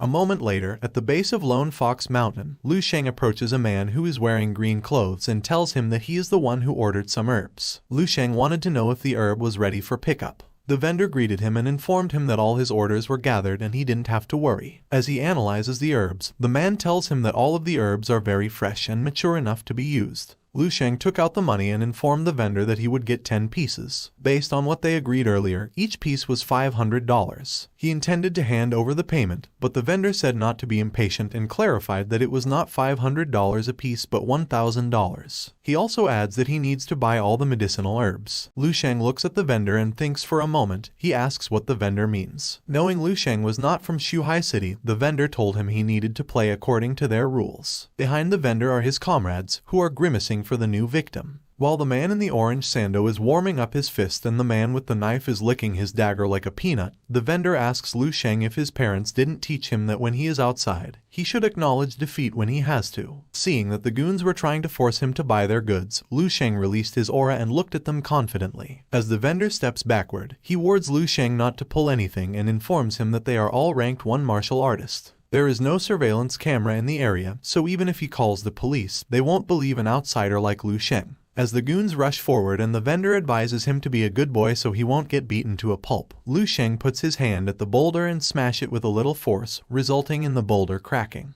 The goons froze in their position as if they saw their father holding a stick. Sweat emerged from their body, and they swallowed the words they had said earlier. On the other hand, Lu Sheng grabbed a piece of rock, clenched his fist, and reminded them of the words they said earlier. Given the situation, isn't it time to acknowledge defeat? He opened his hand with a trace of crushed rock and cleaned it using both his palm. The goons kneel and, in a panic word, they apologize. They call him Big Brother but correct it to Father and add that they are blind. Knowing that the goons will not continue fighting him, Lu Sheng asks if he can get the herbals. The vendor salutes at him, calls him a father and informs him that he can get all the herbal for free. Carrying a basket of herbal, Lu Sheng wanted to teach them one thing on behalf of their parents. He advises them that a business should be based on honesty, thus, they shouldn't cheat a person, whether they're young or old. The 5 little monkeys raise their hands and thank Lu Sheng for his excellent advice and promise that they will take a new path. In Lu Sheng's mind, he wants to pay them, but since they don't like it, he can't do anything. Now that he had acquired all of the ingredients, it was time for him to make preparation for the training camp. On the other hand, still raising his hand with a gloomy face, the vendor wondered if all the students were now as strong as Lu Sheng. He assumed that the kid was at least ranked 3 in martial arts.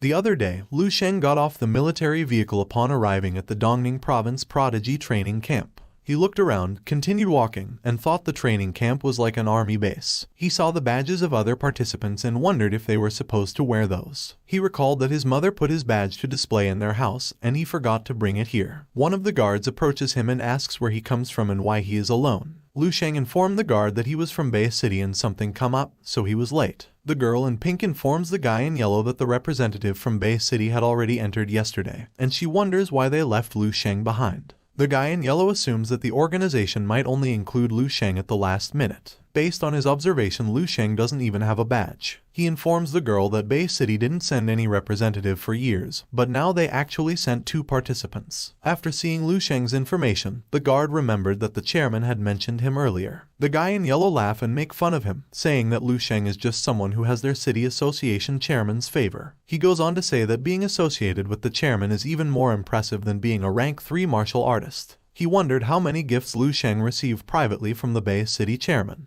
The guard got irritated and told them to be quiet. He then ordered Lu Sheng to go in with the people from Qingyuan City at the entrance ceremony. The guard told him to leave his luggage on the floor and the other staff will collect it later. Lu Sheng followed his order and arrived at the entrance ceremony. Upon entering, he looks at the ground after noticing something. The gate started to close and the participant got confused. They wondered what was going on and why they had to be locked up. The guard earlier told them to be quiet and explained that their mission was to get to the exit opposite the corridor on their own. If they succeed, they will pass the entrance exam, and those who fail can pack their bags and go home. After the guard wished them good luck, the participants started panicking. They thought this was just a simple entrance ceremony. The floor opens, and they all fall. Lu Sheng lands smoothly while the gray-hair man bumps his chin to the ground. He then sits, holds his chin, and cries like a baby. Lu Sheng turns his attention to one of the entrants, close his eye and analyze what's behind the wall using his psychic power. Lu Sheng discovered that this place was not an ordinary corridor. He was amazed at his psychic power and compared it to the novels. The guy in orange, Lin Shayu, started talking. He felt bored because he thought there was something special in the entrance exam. The man in blue scolded Lin Shayu for not informing him that there was something wrong with the entrance ceremony. Lin Shayu arrogantly explained that he has no right to call himself a martial artist if he doesn't even have the slightest ability to adjust to his circumstances. Lin Shayu warns the guy in blue not to call himself a genius of Qingyuan City when he gets out because he will just ruin Lin Shayu's reputation.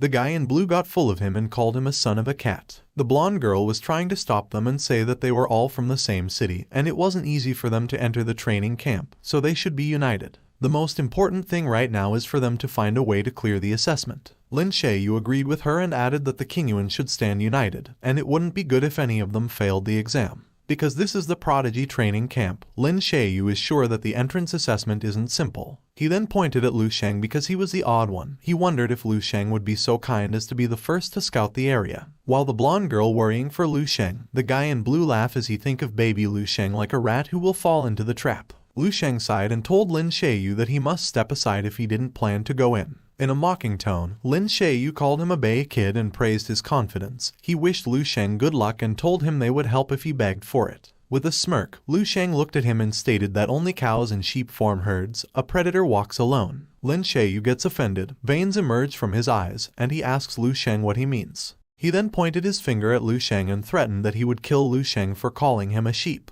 Lu Sheng didn't mind him, stepped forward, and pink balls dropped from the ceiling. Lin Shayu was taken aback, but Lu Sheng remained calm while he looked at the balls, which slowly turned into a giant puppet. The arrogant Lin Shayu, who is now taken aback, wonders if the people behind the training camp were trying to kill them, knowing that the weakest of this giant mechanical puppet can be compared to an official rank 1 martial artist. The other participants started to worry for themselves and wondered what they should do now. Lu Sheng remembers that these puppets can be programmed to perform all sorts of high-level martial arts, and a top grade one is on par with a rank 4 martial artist. However, building a top-grade mechanical puppet costs a lot more than nurturing a rank 4 martial artist. Lu Sheng was amazed after seeing a mechanical puppet in real life. Still belittling Lu Sheng, Lin Shayu wondered if Lu Sheng was a retard. He revealed that once the puppet gets activated, it will automatically attack the moment they sense a living being's presence draws near. Grade 1 mechanical puppets are made of a special alloy, and their fists are tough as anything. The guy in blue assumes that Lu Sheng wasn't even a rank 1 martial artist and might become a retard once he gets punched by the puppet. Beside him, the blonde girl worriedly shouted at Lu Sheng to watch out. The mechanical puppet tried to punch Lu Sheng, but Lu Sheng remained unfazed and just looked at the approaching fist of the robot. A cloud of smoke can be seen, and a strong wind can be felt after that powerful punch. Lin Shayu was smiling while covering his face to avoid unexpected things that might hit him. On the other hand, Lu Sheng stands firm after he single-handedly blocks the puppet attack. The two arrogant were shocked and disappointed after realizing that Lu Sheng managed to stop the puppet attack. Crushing the fist of a puppet, Lu Sheng asks if that's all the robot got. He lifted the puppet, held it in his finger tightly, and smashed it to the ceiling. Almost all participants were stunned and wondered if Lu Sheng was even a human. Your arrogant grandfather laughed while scratching his head and told them that Lu Sheng almost fooled them. He explained that those puppets were not really ranked 1 grade but just junk and looked scary. He assumes no one will pass the exam if they put so many puppets with rank 1 martial art abilities. He then pointed at Lu Sheng and insisted that there was no way a trash like him could withstand a real mechanical puppet. But the participant didn't believe in him, so he stopped explaining and called them idiots and told them to open their eyes to see how he could get past the puppets. Lin Shayu steps forward to jump and kick the puppet in the head, full of confidence. His arrogant buddy was amazed and believed that those puppets were fakes. Lin Shayu turned around, stepped his feet at the head of the robot, opened his arm, and proudly told them that what he said was true. But the puppet swings his fist and punches the face of this idiot who is now crushing to the wall with a street dancer pose. Listening to the heartbeat of the wall, like a doctor, Lin Shayu curses himself after realizing that those puppets are indeed not a grade 1 but a grade 2 level. The puppet who punched him scratched his head and felt sorry for what he did. Well, he is not really scratching his head, he just puts back his head. While the guy in blue is holding his beaten comrade, who now has 2 apples in his face, the blonde girl is thinking, what exactly is Lu Sheng's rank if he easily defeats the grade 2 mechanical puppet? While Lu Sheng continued walking as if the robots were nothing, he was aware of the puppet core, and all he needed to do was touch their core lightly to defeat them. He felt bored after destroying a lot of puppets and continued walking to the exit door as if the mechanical puppet were just clutter. One of the examiners was confused after knowing that the newly acquired mechanical puppets had all been malfunctioning. He was aware that all the participants were a bunch of kids who had newly reached rank 1, and there was no way they could destroy a grade 2 mechanical puppet. After exiting the first gate, Lu Sheng mistook the examiner as a gatekeeper for the second trial, and the examiner wondered when did he become the gatekeeper for the second trial. Lu Sheng made a move using the combination of cloud-chasing steps and tenfold stellar impact. He was expecting that the gatekeeper won't disappoint him. The mistaken examiner, who is still confused, can't help but look at the approaching retarded. At the same time, inside the monitoring room, a girl named Dong Kingsu, with long gray hair and a pair of black stockings, wearing a black skirt uniform combined with a red polo inside, earnestly looking at the monitor while typing. She was disturbed when a man with green hair, wearing a yellow flowery long sleeve, with a cup of coffee in his hand while humming, entered the room. He said Kingsu was already there. Kingsu addressed him as Major Qin Shaejun and reminded him not to call her by name. She ordered him to come and review the materials. Qin Shaejun followed her order, sat, and called her Lieutenant Colonel Dong Kingsu. He asks about the participants' quality in this year's Prodigy training camp. Kingsu sighed and massaged her forehead before explaining that no matter how she looked at it, only 8 met the standard, and they were all official martial artists whose gifts had been awakened. Looking at the monitor while comfortably sitting on the chair, Qin Shaejun notices that the 5 participants on the monitor are just ordinary, and their gifts are all related to strength. As for the other 3, there is an agility type and a defense type, and he straightened his body after seeing a girl with psychic ability. Kingsu elaborates that the psychic type martial artist is the most outstanding of all the participants. She informs Qin Shaejun that the girl's name is Zia Lim, and she is 18 years and 8 months old. Her psychic gift was awakened less than 2 years ago, and she's already on the verge of reaching the standard of a rank 1 mentalist. Zialin is also talented in martial arts and is almost rank 2. Qin Shaojun praised the participant and noticed that Zialin was as genius as Kingsu when they were just participants. Kingsu cuts his nonsense and informs him that she will list Zialin as the primary target of this year's training camp. As he laughed, pushing other buttons, he was stunned and almost poured his coffee after seeing something on the monitor. Kingsu was also surprised after seeing this, and her mouth got open. Meanwhile, in the assessment hall 7, a mechanized puppet was crushed to the wall after Zialin used her psychic power. She then senses something dangerous on the other wall with at least rank 3 abilities. After realizing that the person didn't attack her, she assumed it was one of the supervisors responsible for the assessment. Upon exiting the assessment hall, she was surprised after seeing some commotion. The armed security was intensely waiting for someone to come outside. Seeing this makes Zialin wonder what they are up against. To her curiosity, she scanned what was behind the wall using her psychic power. She saw 2 humans about to fight and was puzzled because she knew that the participant's opponent must be a robot and not a human. She wondered who is the person who had an intense aura, and she was taken aback and frightened when Lu Sheng gave her a gaze. She then stepped backward, uses her psychic power to close the door, and the guards were confused about her action. She embraced herself, was so terrified, and felt the bolt of fear that gripped her heart. The guards felt relief after seeing Qin Shaojun and Kingsu. Qin Shaojun asked about the current situation and looked for the supervisor in charge. The guard informs him that the surveillance camera near the entrance has all been destroyed, and they lost contact with the supervisor 3 minutes ago, so they are not sure what's happening right now. Qin Shaojun ordered one of the guards to give him the information of everyone who went into passage 12, but after seeing the wall start to open, Kingsu told him it was not needed anymore. Sweat emerged from the guards' faces, and they prepared themselves for battle. Lu Sheng came out from the assessment room after the door opened, and the guards felt relief after realizing that it was just a student. But their expression suddenly changed upon seeing Lu Sheng drag the supervisor. Knowing that the kid was not from the Qingyuan, Kingsu asks who he is. Lu Sheng dropped the supervisor, introduced himself, and informed them that he was from Bay City. Qin Shaojun smirked and told him he got some nerve after recklessly destroying the mechanical puppets and beating up the supervising instructor. Lu Sheng scratched his face and explained that it was a misunderstanding. He thought that the supervisor was part of the entrance exam, and he didn't hold back because the supervisor was strong. Kingsu looks at him before releasing her purple aura to scare Lu Sheng, who is now standing in front of the unconscious supervisor. Lu Sheng just looked at her as if her aura was nothing. Kingsu then closed her eyes and congratulated him for passing the entrance exam. She then pointed out the way and told him to get some rest, and one of the staff will lead him to the dorms.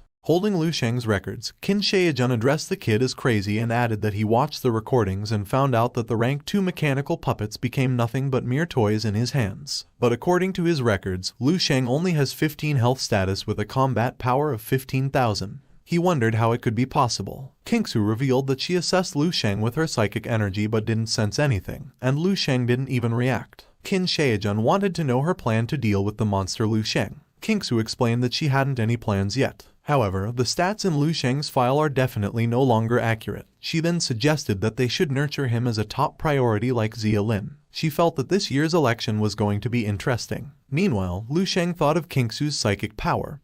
He was aware that her psychic power was at least 5 times stronger than his. He did retract all his psychic energy earlier and wondered if Kingsu had discovered anything. The staff informed Lu Sheng that it was mealtime and suggested that they should eat first before going to the dorm. Embracing the hungry worms inside his tummy, Lu Sheng thanked him and apologized for the trouble. He then asked if he could eat as much as he wanted. The staff told him he could eat as much as he wanted for his first meal. Lu Sheng then ordered a lot of food and ate them like there was no tomorrow. While a guy shockingly looked at him, Lu Sheng praised the taste of the food and ordered again for 10 servings. A girl approached him and wanted to confirm if he was Lu Sheng. It turns out that it was Yang Yuan, the senior of her sister. She introduced herself and informed him that she was also a representative from Bay City. She revealed that they met at the martial artist assessment and asked if she could sit. Lu Sheng didn't answer her and protected his food. He informed her that the food was unlimited and she could get more for herself. With a vain effect into her head and clenched teeth, Yang Yuan thought she was not here to eat his hot dog. What I mean is his food.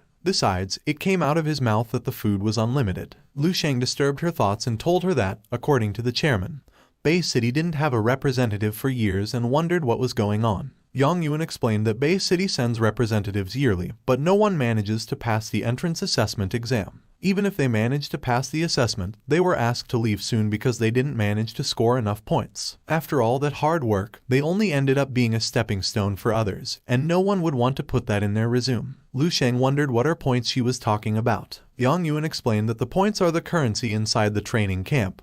He will have to spend points if he wants to use training camp resources. They can use the points on training equipment, ask the instructor about cultivation, get tonics, and even secure lodging, all of which require the expenditure of points. She revealed that the monster meat he is eating right now is also an exclusive military ration. He can only get more by spending points. She made a 3-finger that symbolized that she was not a virgin anymore. Well, that's not part of the script, I just made it quick so my boss would not scold me again. She informs him that there are only 3 people in the entire training camp who have earned points. Still eating, Lu Sheng was curious why it was only 3 and asked how they got their points. Yang Yuan elaborates that they can only get points by passing the tests and assessments. There's Cao Yang, a rank 2 gifted martial artist from Yonglin City who has the gift of stone skin. Next is Meng Jin, a rank 2 gifted martial artist from Donggang City who has speed type ability. Before revealing the last one, she turned her head in another direction. She revealed that the last person's gift is rarer than a gifted martial artist, and her abilities are mentalist with psychic power. According to what she heard, Xia Lin's ability is the strongest among all the participants this year. Having a psychic power, Xia Lin senses them and looks at them. She was shocked upon seeing Lu Sheng, who was focused on eating.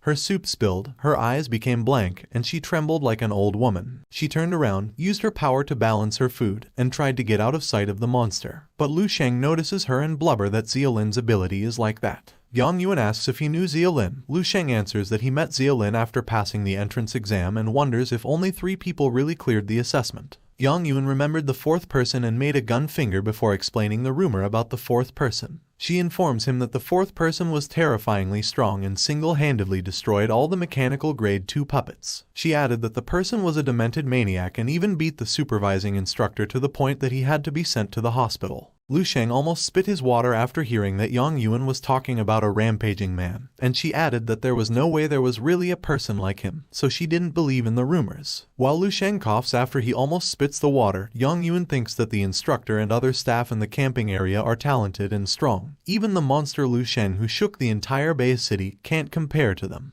She then handed her handkerchief to Lu Sheng and told him not to worry and that she believed in him. Still trying to offer her handkerchief and unaware of the 3 guards behind her, Yang Yuan continued to say that with Lu Sheng's abilities and talent, he might not be any weaker than them if he focused on training at the camp. While using the handkerchief of Yang Yuan, Lu Sheng thanked her, and she was startled when one of the staff called Lu Sheng. Because he destroyed 18 mechanical puppets in the entrance assessment and beat up the supervising instructor, who's still unconscious in the hospital, they must take Lu Sheng in for questioning. He then asks Lu Sheng to come with them. Your grandmother turned to a baby, her mouth widened, and she was shocked after hearing this. Almost all participants who listened to this had the same reaction. They almost spilled their food while looking toward Lu Sheng. Lu Sheng stood up and answered that he understood. He asked if he could take out some food because he was still hungry. With a fierce look, the guard answers affirmatively. Before leaving, Lu Sheng apologizes to your baby grandmother and says goodbye. After they left, the participants were in disbelief that the rumors about the monster were true. Your baby grandmother turned into a stone, laughed like crazy, and swallowed what she said earlier. Inside the command and control center, Lu Sheng slowly approaches his food. He wants to eat fresh peanuts. What I mean is he just slowly approaches Kingsu, and upon getting closer, Kingsu elaborates on what he did. He cleared out half a year's worth of their budget just like that and informed him that the mechanical puppet cost tens of millions. Moreover, not a single one of the mechanical puppets can be repaired. However, after some discussion, they decided not to act against him. After all, Lu Sheng was just doing as he was supposed to in the assessment, and it's not his fault. Suddenly the door opened, and Qin Shaijun entered with 3 participants. Qin Shaijun informs all the participants that everyone who cleared the assessment is now gathered. They look at each other while Xia Lin is shaking like a worm. Kingsu commended them and congratulated them for clearing the entrance assessment. She then summons golden cards and explains that in this training camp, the stronger they are, the more resources they will receive. Once they accumulate a certain amount of points, it will be restored as a points card. Cao Yang happily looked at the golden card and remembered that it was the gold points card his teacher had mentioned to him before he came here, and he noticed that it had 100 points. Meng Jin was also satisfied because he was also in the lead. Xia Lin thought that 100 points it's enough for her to get the legendary high-level chief psychic mentalist instructor to give her one-on-one training. but her smile turned to confusion when she saw that Lu Sheng's card was white, and the two participants also noticed this. Lu Sheng also never heard about the white card, so he flipped it and found out that there's monster meat that costs 5 points for every meal. Training room for 10 points per hour, regular instructor training costs 30 points per session, and chief and deputy chief instructor for 100 points. But eating meat is the only most useful for Lu Sheng, so Qin Shaojun almost falls to the ground after hearing this. He then pointed his finger at Lu Sheng and told him to be grateful for what he had got. He revealed that his card had 1,000 points, and if it weren't for their chief instructor keeping the higher-ups at bay, Lu Sheng would be in debt for the damages he had caused. The other participants were stunned and confused after hearing that Lu Sheng had 1,000 points. Cao Yang grinned. According to what he knew, this training camp was only about those who had special abilities. He was disappointed that there would be things like special favors. Meng Jin sighed and wondered what kind of connection Lu Sheng had.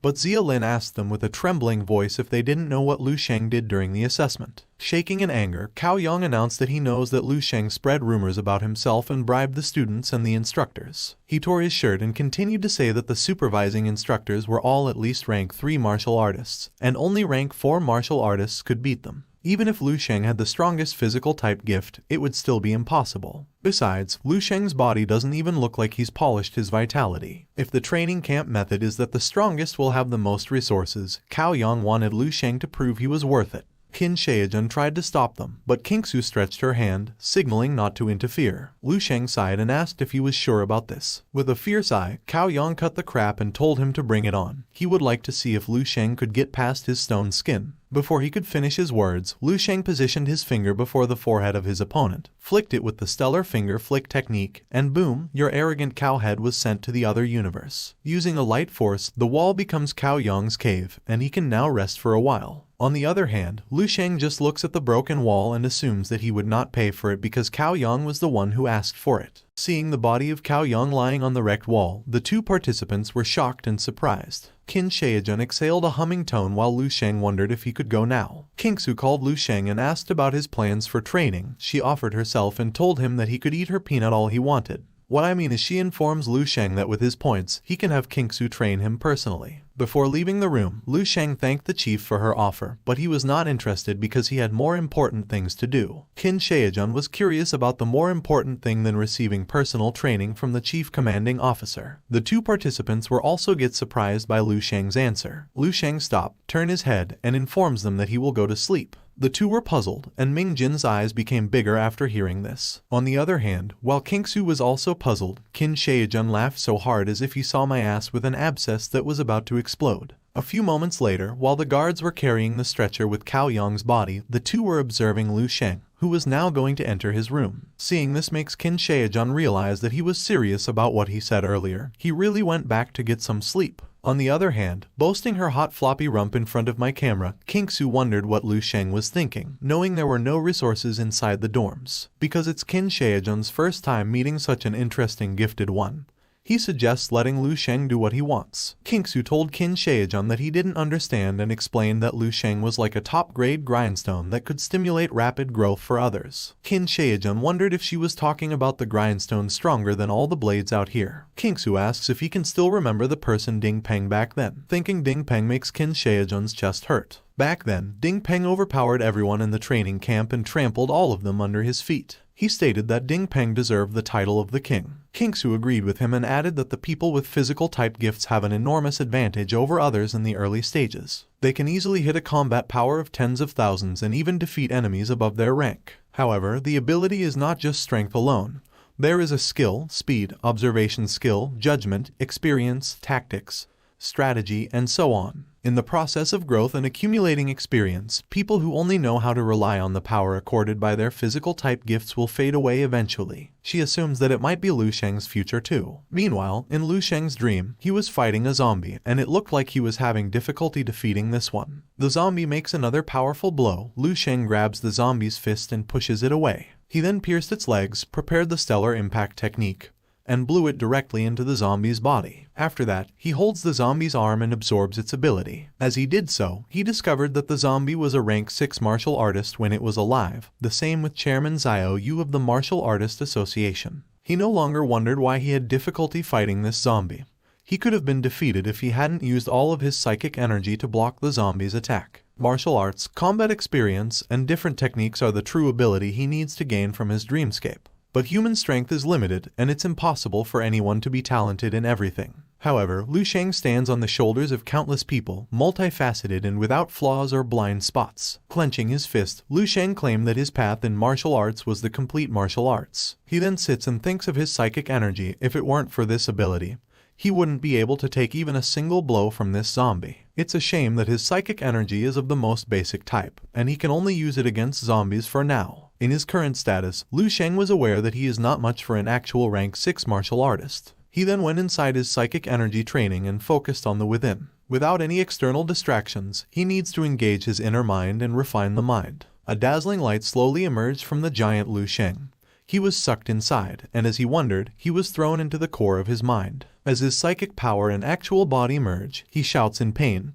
Glasses shuddered due to his massive psychic aura. After a moment, he was delighted that he had succeeded in advancing again. Lu Sheng pushed the watch button to summon Ellie and ordered her to retrieve his biography. Ellie followed his order and showed Lu Sheng's biography. He was so glad after learning that he became a rank 7 martial master, and if this were in ancient times, these powers would have been similar to a feudal lord. Even in Lu Sheng's current world, that is a high-status position. Now that he was a martial master, Lu Sheng wondered if his evaluation and Perm's access had increased too. He then asks Ellie to look up the advanced techniques of stellar body refining art, natural breathing techniques, and crystal visualization techniques. Ellie started to follow his orders, and multiple screens showed the results of the 3 techniques he asked for. Just as he thought, with level 3 Perm's access, he can now look up higher-level techniques. One of the techniques caught his attention. He slowly touched it to see the information, and to his surprise, this was a complete martial arts technique on its own, the divine illumination of the King of Hell. Still in shock while looking at the techniques, Lu Sheng wasn't surprised that the technique wasn't in the combat skill selection because it's an art specially designed for psychic mentalists. It includes techniques on how to use psychic energy, battle tips, and, most importantly, this art is entirely different from other psychic arts. The essence of divine illumination of the King of Hell is to use psychic energy to create another body from within the martial artist. In other words, it's a second self, and the clone is so intricate that it duplicates the martial artist's muscles, cells, and even genes. All of this is just for one objective, to strengthen oneself from all angles without leaving a single opening. The first level of divine illumination of the King of Hell is to use psychic energy to strengthen one's organs and, as a result, amplify one's vitality. And that is precisely what Lu Sheng needs the most right now. Even though he already has ways to amplify his combat power, his vitality is still unchanged, which keeps him from improving. If he can break through this obstacle, he will be able to enhance all of his stats using psychic energy to affect the martial artist's vitality. Lu Sheng admitted that he underestimated the martial arts knowledge accumulated over 10,000 years. Still, in his era, this art wasn't even something that could be conceived, let alone created. After seeing the name of Duan Yifeng, Lu Sheng recognizes him as an exceptional talent in 1 in a million, and his existence is even above among rank 11 powerhouses. Lu Sheng shook his head, knowing that, despite having such people of extreme talent, the destruction of human civilization couldn't be prevented. But Lu Sheng didn't lose hope. Every minute and every second was so precious for him to train hard and give his all to become stronger. 1 month later, inside the psychic room, as Xia Lin closes her eyes, she focuses on her surroundings using her psychic power. Multiple yellow things were simultaneously about to hit her, and it was all destroyed by a purple aura with star cones from her. After crushing all the targets, Xia Lin summoned back her star cones. Suddenly, someone opened the door and commended her for her rapid improvement. It turns out that it was Kingsu, standing before the door with a cross arm. She was delighted that Xia Lin could now control 3 star cones with ease. She asks Xia Lin when she can handle 6 star cones with ease.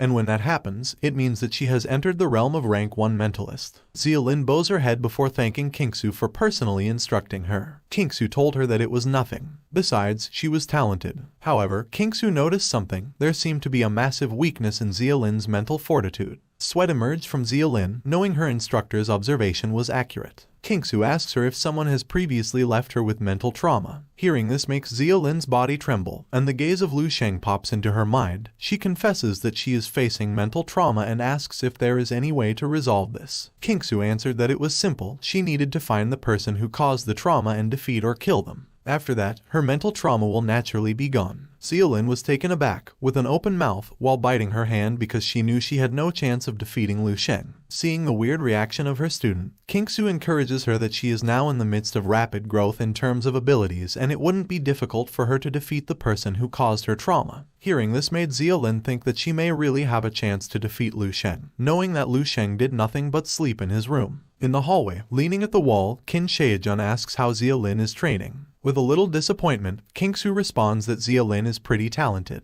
However, her character is a little soft. Qin Shaejun clarified that not everyone is like Kingsu. Besides, no matter what, he is sure that Zeolin's character is better than the one he instructs. Kingsu bring out that they taught them all they could do, and only 2 months remained before the camp assessment closed. She then asked if Lu Sheng was still sleeping all day. Qin Shaejun answered affirmatively and added that every time the staff delivered his meals, they would see him just sleeping. He guessed that Lu Sheng was a lost cause. He then laughed and reminded her of what she said when she was lecturing the students. If they wish, they can stay in the dorms and just sleep their days away, and no one will interfere. Kingsu sighed and massaged her forehead. She regretted saying those things. Putting his 2 hands inside his jeans pockets, Qin Shaejun wondered if she would still use Lu Sheng as a grindstone. With a choo-choo train steam and closed fist, Kingsu stated that there was no chance and added that Lu Sheng was not even fit to be used as a stepping stone. She then walked away and ordered Qin Shaejun to train Meng Jin well. Otherwise, Zeolin might beat him to a pulp during the closed camp assessment. Qin Shaejun made a blah face and told her they were not afraid of her and her student. Meanwhile, in the gym room, standing like a mop model, Yang Yuan wiped her sweat and exhaled her tired. She was interrupted by a cheery girl who just returned to help her. Yang Yuan thanked her, and in response, the girl said it was nothing. Besides, Yang Yuan also helped her the last time. As the girl in a yellow size, she mentions that she envies those who got 100 points, knowing that those points were enough for their expenditure for 2 months. Yang Yuan replies that people like the two of them have to scrimp and save and hold in their hunger just to get by, and there is no comparison.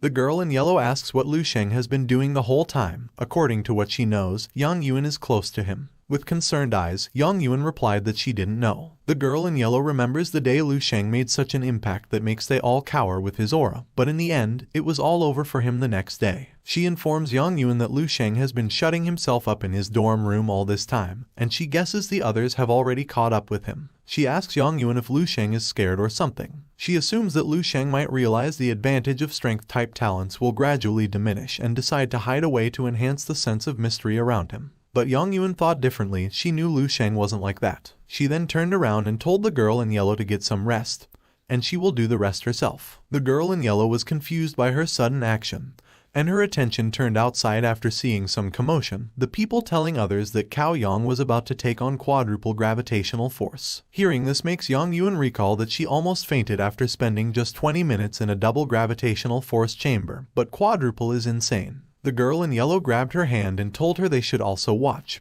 Doing so, Yang Yuan wondered what Lu Sheng was doing right now. Unbeknownst to them, Lu Sheng is doing his best to become stronger to save the world. Inside the gravitation force training room, Cao Yang holds his stand as he endures the triple gravitational level. He was inside for almost 4 minutes. As a result, he broke his earlier record for more than 30 seconds. Cao Yang smashes the button with a heavy hand to stop the system. Before leaving, the people praise him for lasting 4 minutes under triple gravitational force. He sighed as he enjoyed the sweet words. He thought these people were making a fuss over something like this. He wondered how these people would react if he went up to quadruple gravitational force. A man with a bumped fist thinks that Cao Yang will soon be able to take on the quadruple gravitational force, and that no one in this training camp will be his match when he reaches the rank 3 martial artist. Cao Yang scratches his forehead and asks how the guy is doing. The man wondered if he was talking about Lu Sheng and explained that Lu Sheng was still the same. Whenever someone goes to deliver his meals, they'd see him sleeping in bed, and added that Lu Sheng seems to be having wild dreams. Cao Yang elaborates that even though he was no match for Lu Sheng back then, no matter how slow a turtle is, it will still be able to catch up to a sleeping rabbit.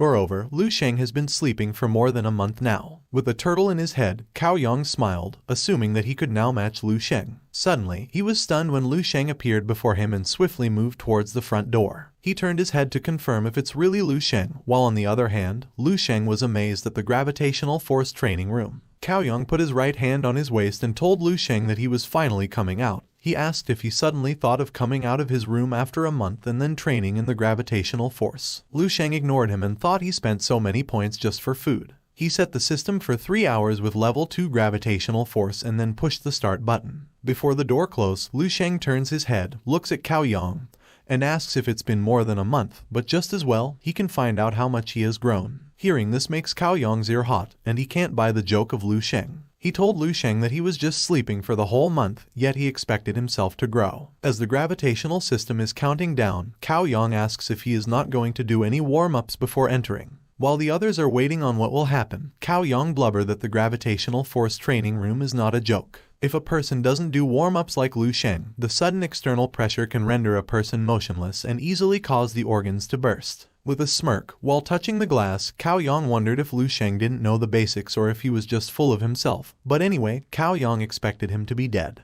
When the gravitational system announced that it already started, the two old monkeys looked closely and wondered what would happen. Upon seeing no slightest reaction from Lu Sheng, they began to confuse. Lu Sheng started to move and make a blow. Cao Yang trembled, the other man shaking, and one of the participants pointed his finger toward Lu Sheng and informed others that it was Lu Sheng. They hurriedly go to see Lu Sheng closely and cheer for him after seeing that Lu Sheng can smoothly move under the gravitational room with such pressure while the other is still in disbelief. Lu Sheng stops from moving, looked at his hand, and felt amazed. He then approached the gravity system and wondered which button he should touch. Outside, Cao Yang wondered if Lu Sheng stopped because he could no longer endure the gravity. Inside, Lu Sheng pushes a button and a loud beep can be heard. The other participants outside cover their ears and wonder what is happening. Cao Yang's mouth and eyes widen after seeing Lu Sheng take on quadruple gravitational force. After confirming the sensation of the increased gravitational force, Lu Sheng gives it a go and puts his palm on the ground. The monkeys wonder what he is trying to do. Lu Sheng slowly positioned his hand, and they were shocked. Sweat emerged from their body after seeing what Lu Sheng did.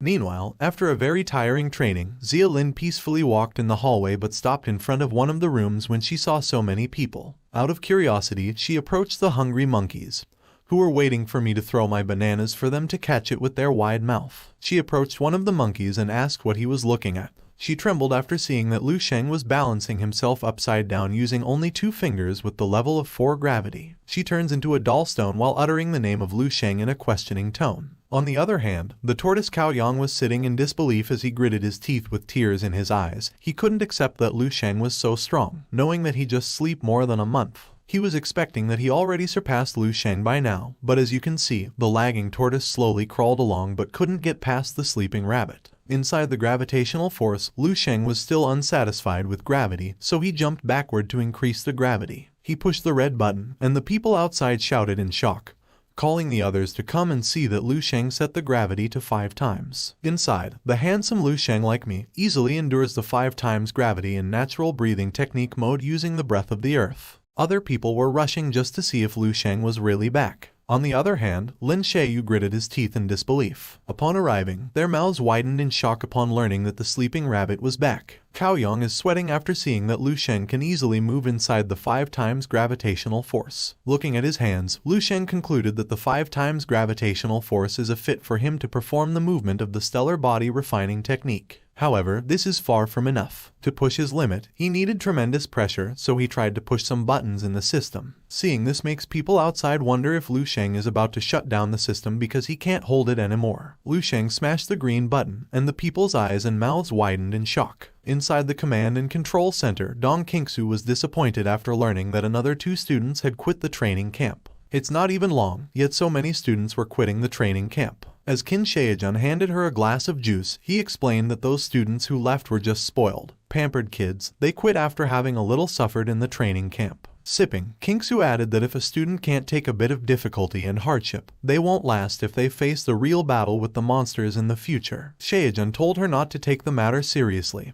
He was confident that the students for this batch were pretty good, and he estimated that 80% of the students would be able to last till the end. He then looked at the monitor with a smile and informed her that the G-Force room had many students who were trying to break the record. But he was surprised after discovering that the G-Force records were actually broken. Hearing this makes Qingsu wonder if Cao Yang was the one who broke the record because she knows that Cao Yang was on the brink of moving on to 4 times gravitational force. But Shaojun scratched her idea because the one who broke the record was someone she didn't expect in a million years. And it was Lu Sheng who was now facing an 8 times gravitational force. After hearing this, Qingsu broke the glass into pieces. She stood up and looked at the monitor to clarify if it's really Lu Sheng. With a look of confusion, Shaejun asks what the current rank of Lu Sheng is. Kingsu didn't know either, but one thing was for sure, they had finally found the one they have looking for. Inside the gravitational training room, bullets of sweat drop from Lu Sheng. The 8 times gravitational force is still too much for him at his current vitality, and he is nearing his limit. He closed his eyes and tried his new technique. His heart started to construct with purple energy, and it flowed through his veins. After that, a purple aura emerged from his body. He looked into his hands and was amazed at the power of the divine illumination of the King of Hell. He just only constructed his heart, yet his vitality has already increased by about 10%.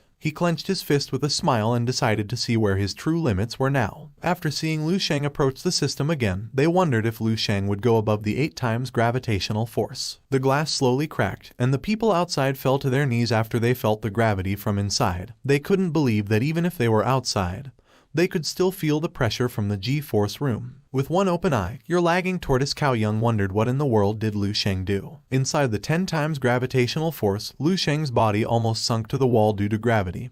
He slowly tried to get up from the intense gravity. He felt that every bone in his body was crying out loud, and his blood felt like it would coagulate. This 10 times gravity is taking all his energy just to remain conscious, and he can't even move an inch. It's entirely beyond the realm of what he can handle. However, this is precisely what he wants. He then asks himself, what kind of person does it take to change the future and overturn this doomed ending? Is it someone who's learned high-ranking martial arts? Someone with an incredible talent? Or someone with unlimited resources? Slowly standing up, Lu Sheng answers his question, saying that it is someone who can surpass their limits. Multiple electric bills can be seen inside the G-Force room as he stands, and all the monkeys are still on their knees due to the gravity they feel. Yang Yun slowly opened her right eye, and after learning that Lu Sheng was really the person inside the G-Force room, she stated that Lu Sheng had back. Moments later, Lu Sheng gets out of the room. People's eyes are all on him as he walks. A girl called his attention and offered him a towel. Lu Sheng looked in the direction of a cute blushy girl, and delightfully accepted the towel with promo words of thank you. After that, the cute girl happily made a high five with her friend.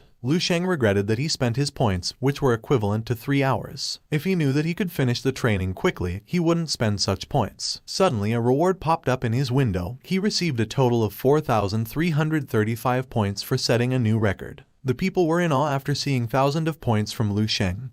They were aware that even if they added all their points, they couldn't gather such points. Now that Lu Sheng had 4,000 points, enough to fill his needs, he then continued walking and decided to go to his next training. People looked at him and happily followed him. They wondered where Lu Sheng was going. In the midst of the excited people, Yang Yun felt the domineering presence of Lu Sheng. His head and shoulder were above the others. His figure can be compared to a ferocious tiger out on a walk and hundreds of beasts scampering after him. The girl in yellow asked if Lu Sheng was a strength-type talent. She was amazed that Lu Sheng had broken the record of Cao Yang, who has a defense type. She wondered if Lu Sheng had already reached rank 4. Hearing the strength type, Yang Yun wondered why Lu Sheng was headed in the direction of the footwork and movement studio. Inside the footwork and movement studio room, Meng Jin was doing his training by avoiding all the red lasers. He stopped after getting hit, and he completed the level of training with an 87% completion rate. The system congratulates him and informs him that he has surpassed 52% of the trainees in terms of his footwork and movement skills. Looking at the result, Meng Jin was so proud of his achievements. He was aware that the result of the footwork and movement studio was constantly being updated to the Martial Alliance main framework, and he could see his world ranking anytime. He discovered that he already surpassed half of the people in the world, equivalent to a few billion. He put his hand on his waist and continued daydreaming. He expected that humans were not equal. Having obtained a speed-type talent and the private instruction of instructor Qin Shaejun, the distance between him and the others is now beyond measure. With closed eyes and a broad smile, he was expecting that by watching his training,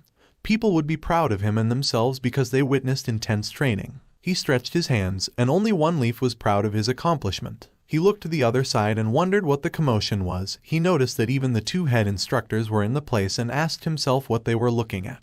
He grabbed one of the students' shoulders and asked who they were looking at. The guy confidently answered, Lu Sheng, of course. Who else? In a mockery tone. He wanted to hear a clarification if the person was the sleepyhead Lu Sheng from Bay City. He asks the guy if they are crazy just to think Lu Sheng would break his record. The guy gets irritated and asks who the son of a cat is he. Their conversation stopped after they saw that every laser launcher was on at full power. Standing inside the training room, Lu Sheng learned that he only needed to avoid the laser beam. But the difficulty was there was no way he could predict where the laser would be fired from. However, this kind of thing was just nothing to him. He easily dodged the laser beam without sweating. Seeing this movement makes Meng Jin tremble. He can't believe a sleeping rabbit can do this. The guy beside him was also in disbelief, knowing that there were thousands of laser beams, and it was not easy to predict where the next attack would come. But Lu Sheng easily dodged it. Frustrated, Meng Jin grabbed the guy and asked if this was really the first time Lu Sheng had done this training. The guy gave him an affirmative answer and informed him that before Lu Sheng did the footwork training, he broke the G-force record with 10 times gravitational force. Multiple veins form in Meng Jin's eyes and he falls to his knee.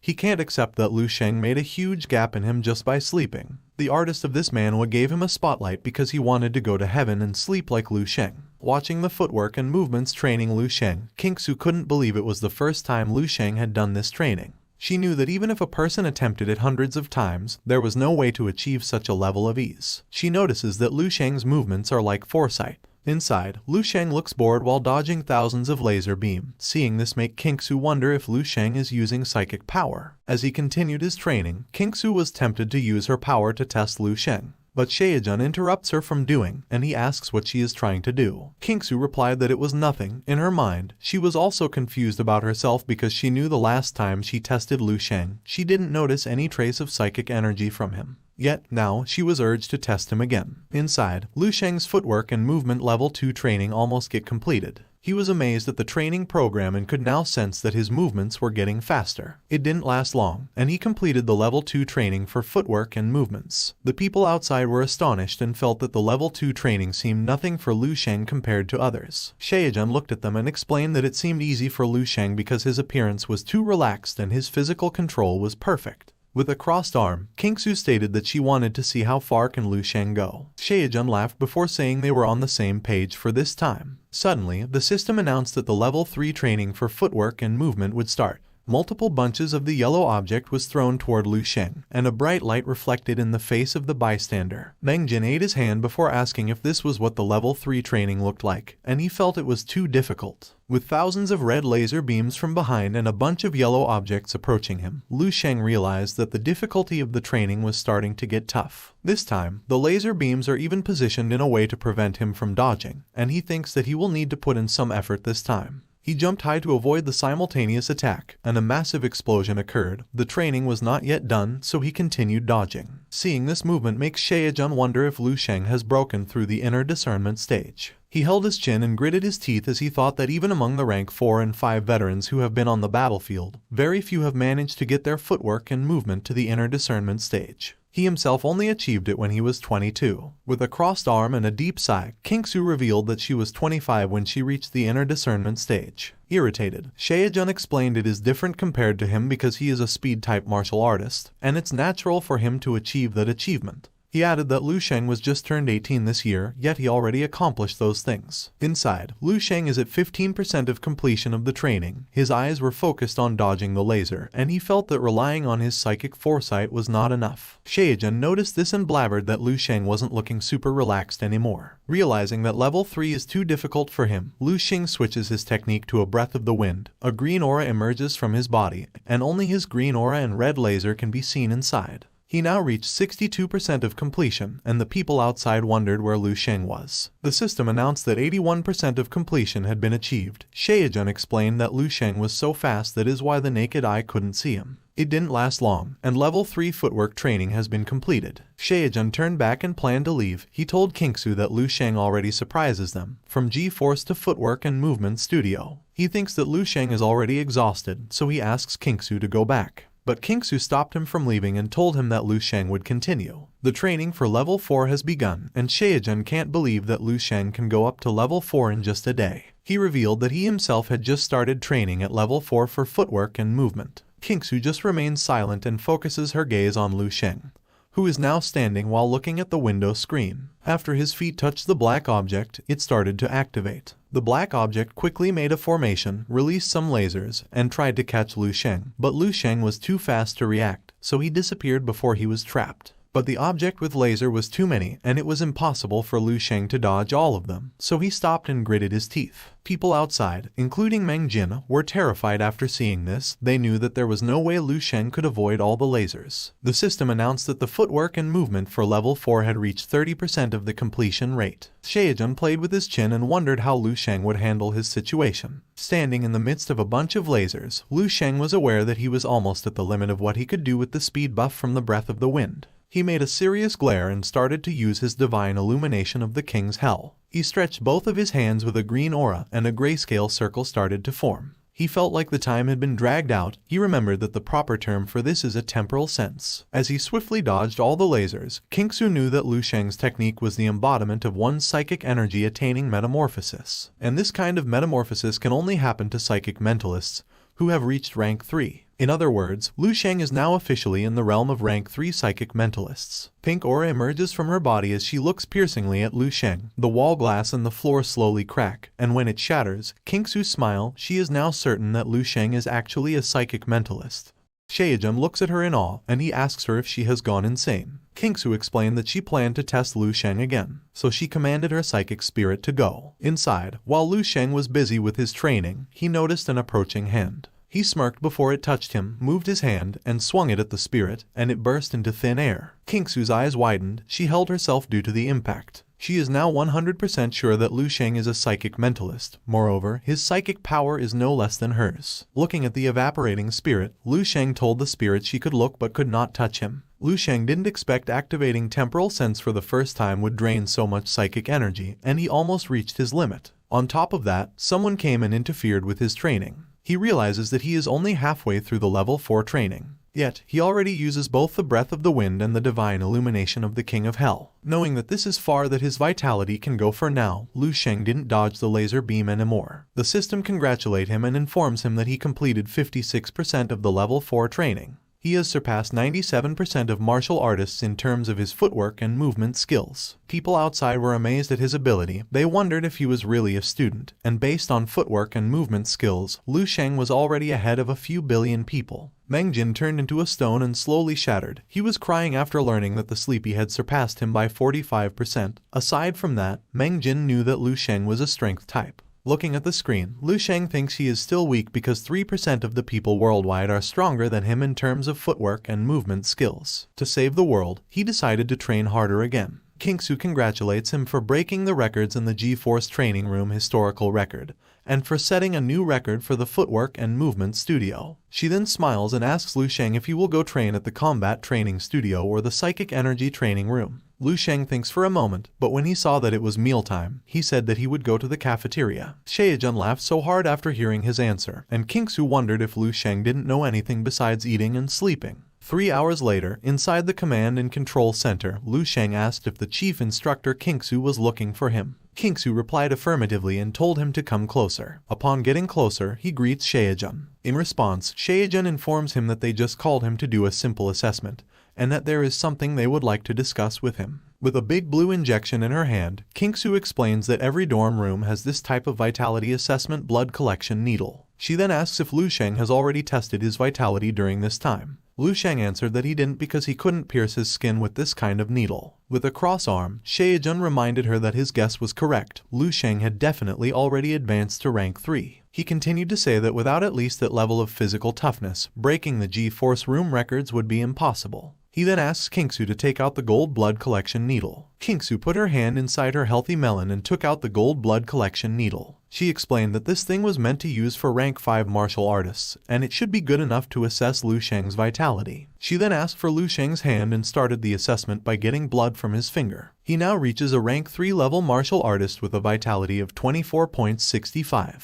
It's been almost a decade since Shaejun had seen such a young rank 3 martial artist. He told Lu Sheng they would check his combat power index next. Lu Sheng then approached the machine, positioned himself, and decided to go all out to see how far he could go. He uses his breath of fire and the 8 times stellar impact and blows it to the subject. His combat power index reaches 271,920. Shaejun was in shock. He couldn't believe that this monster kid, with a rank 3 martial artist, reached a combat power index almost equivalent to a rank 5 martial artist. He then taps Lu Sheng's shoulder and informs him that he has now graduated from this training camp and can now do whatever he likes. He reminded him to submit a report when he went back to his town so the Martial Association could update his rank status. In response, Lu Sheng thanked him. But before he could leave, Kingsu stood up and told him there was still one more test. She shows an energy crystal and explains that this is a special crystal that was discovered in the Lion's Country's Mantra Canyon more than 100 years ago. It has extremely high psychic energy absorption. After its discovery, it is now especially used to assess the psychic power of psychic mentalists. To assess a person's psychic power, they must touch the object with their hand and infuse it with their psychic energy. After demonstrating, Kingsu's assessment of her psychic power result shows up. Shaejun commended her for increasing her power again. He noticed that her purity index had risen quite a bit too. He remembered that it was only 3 points something the last time she assessed.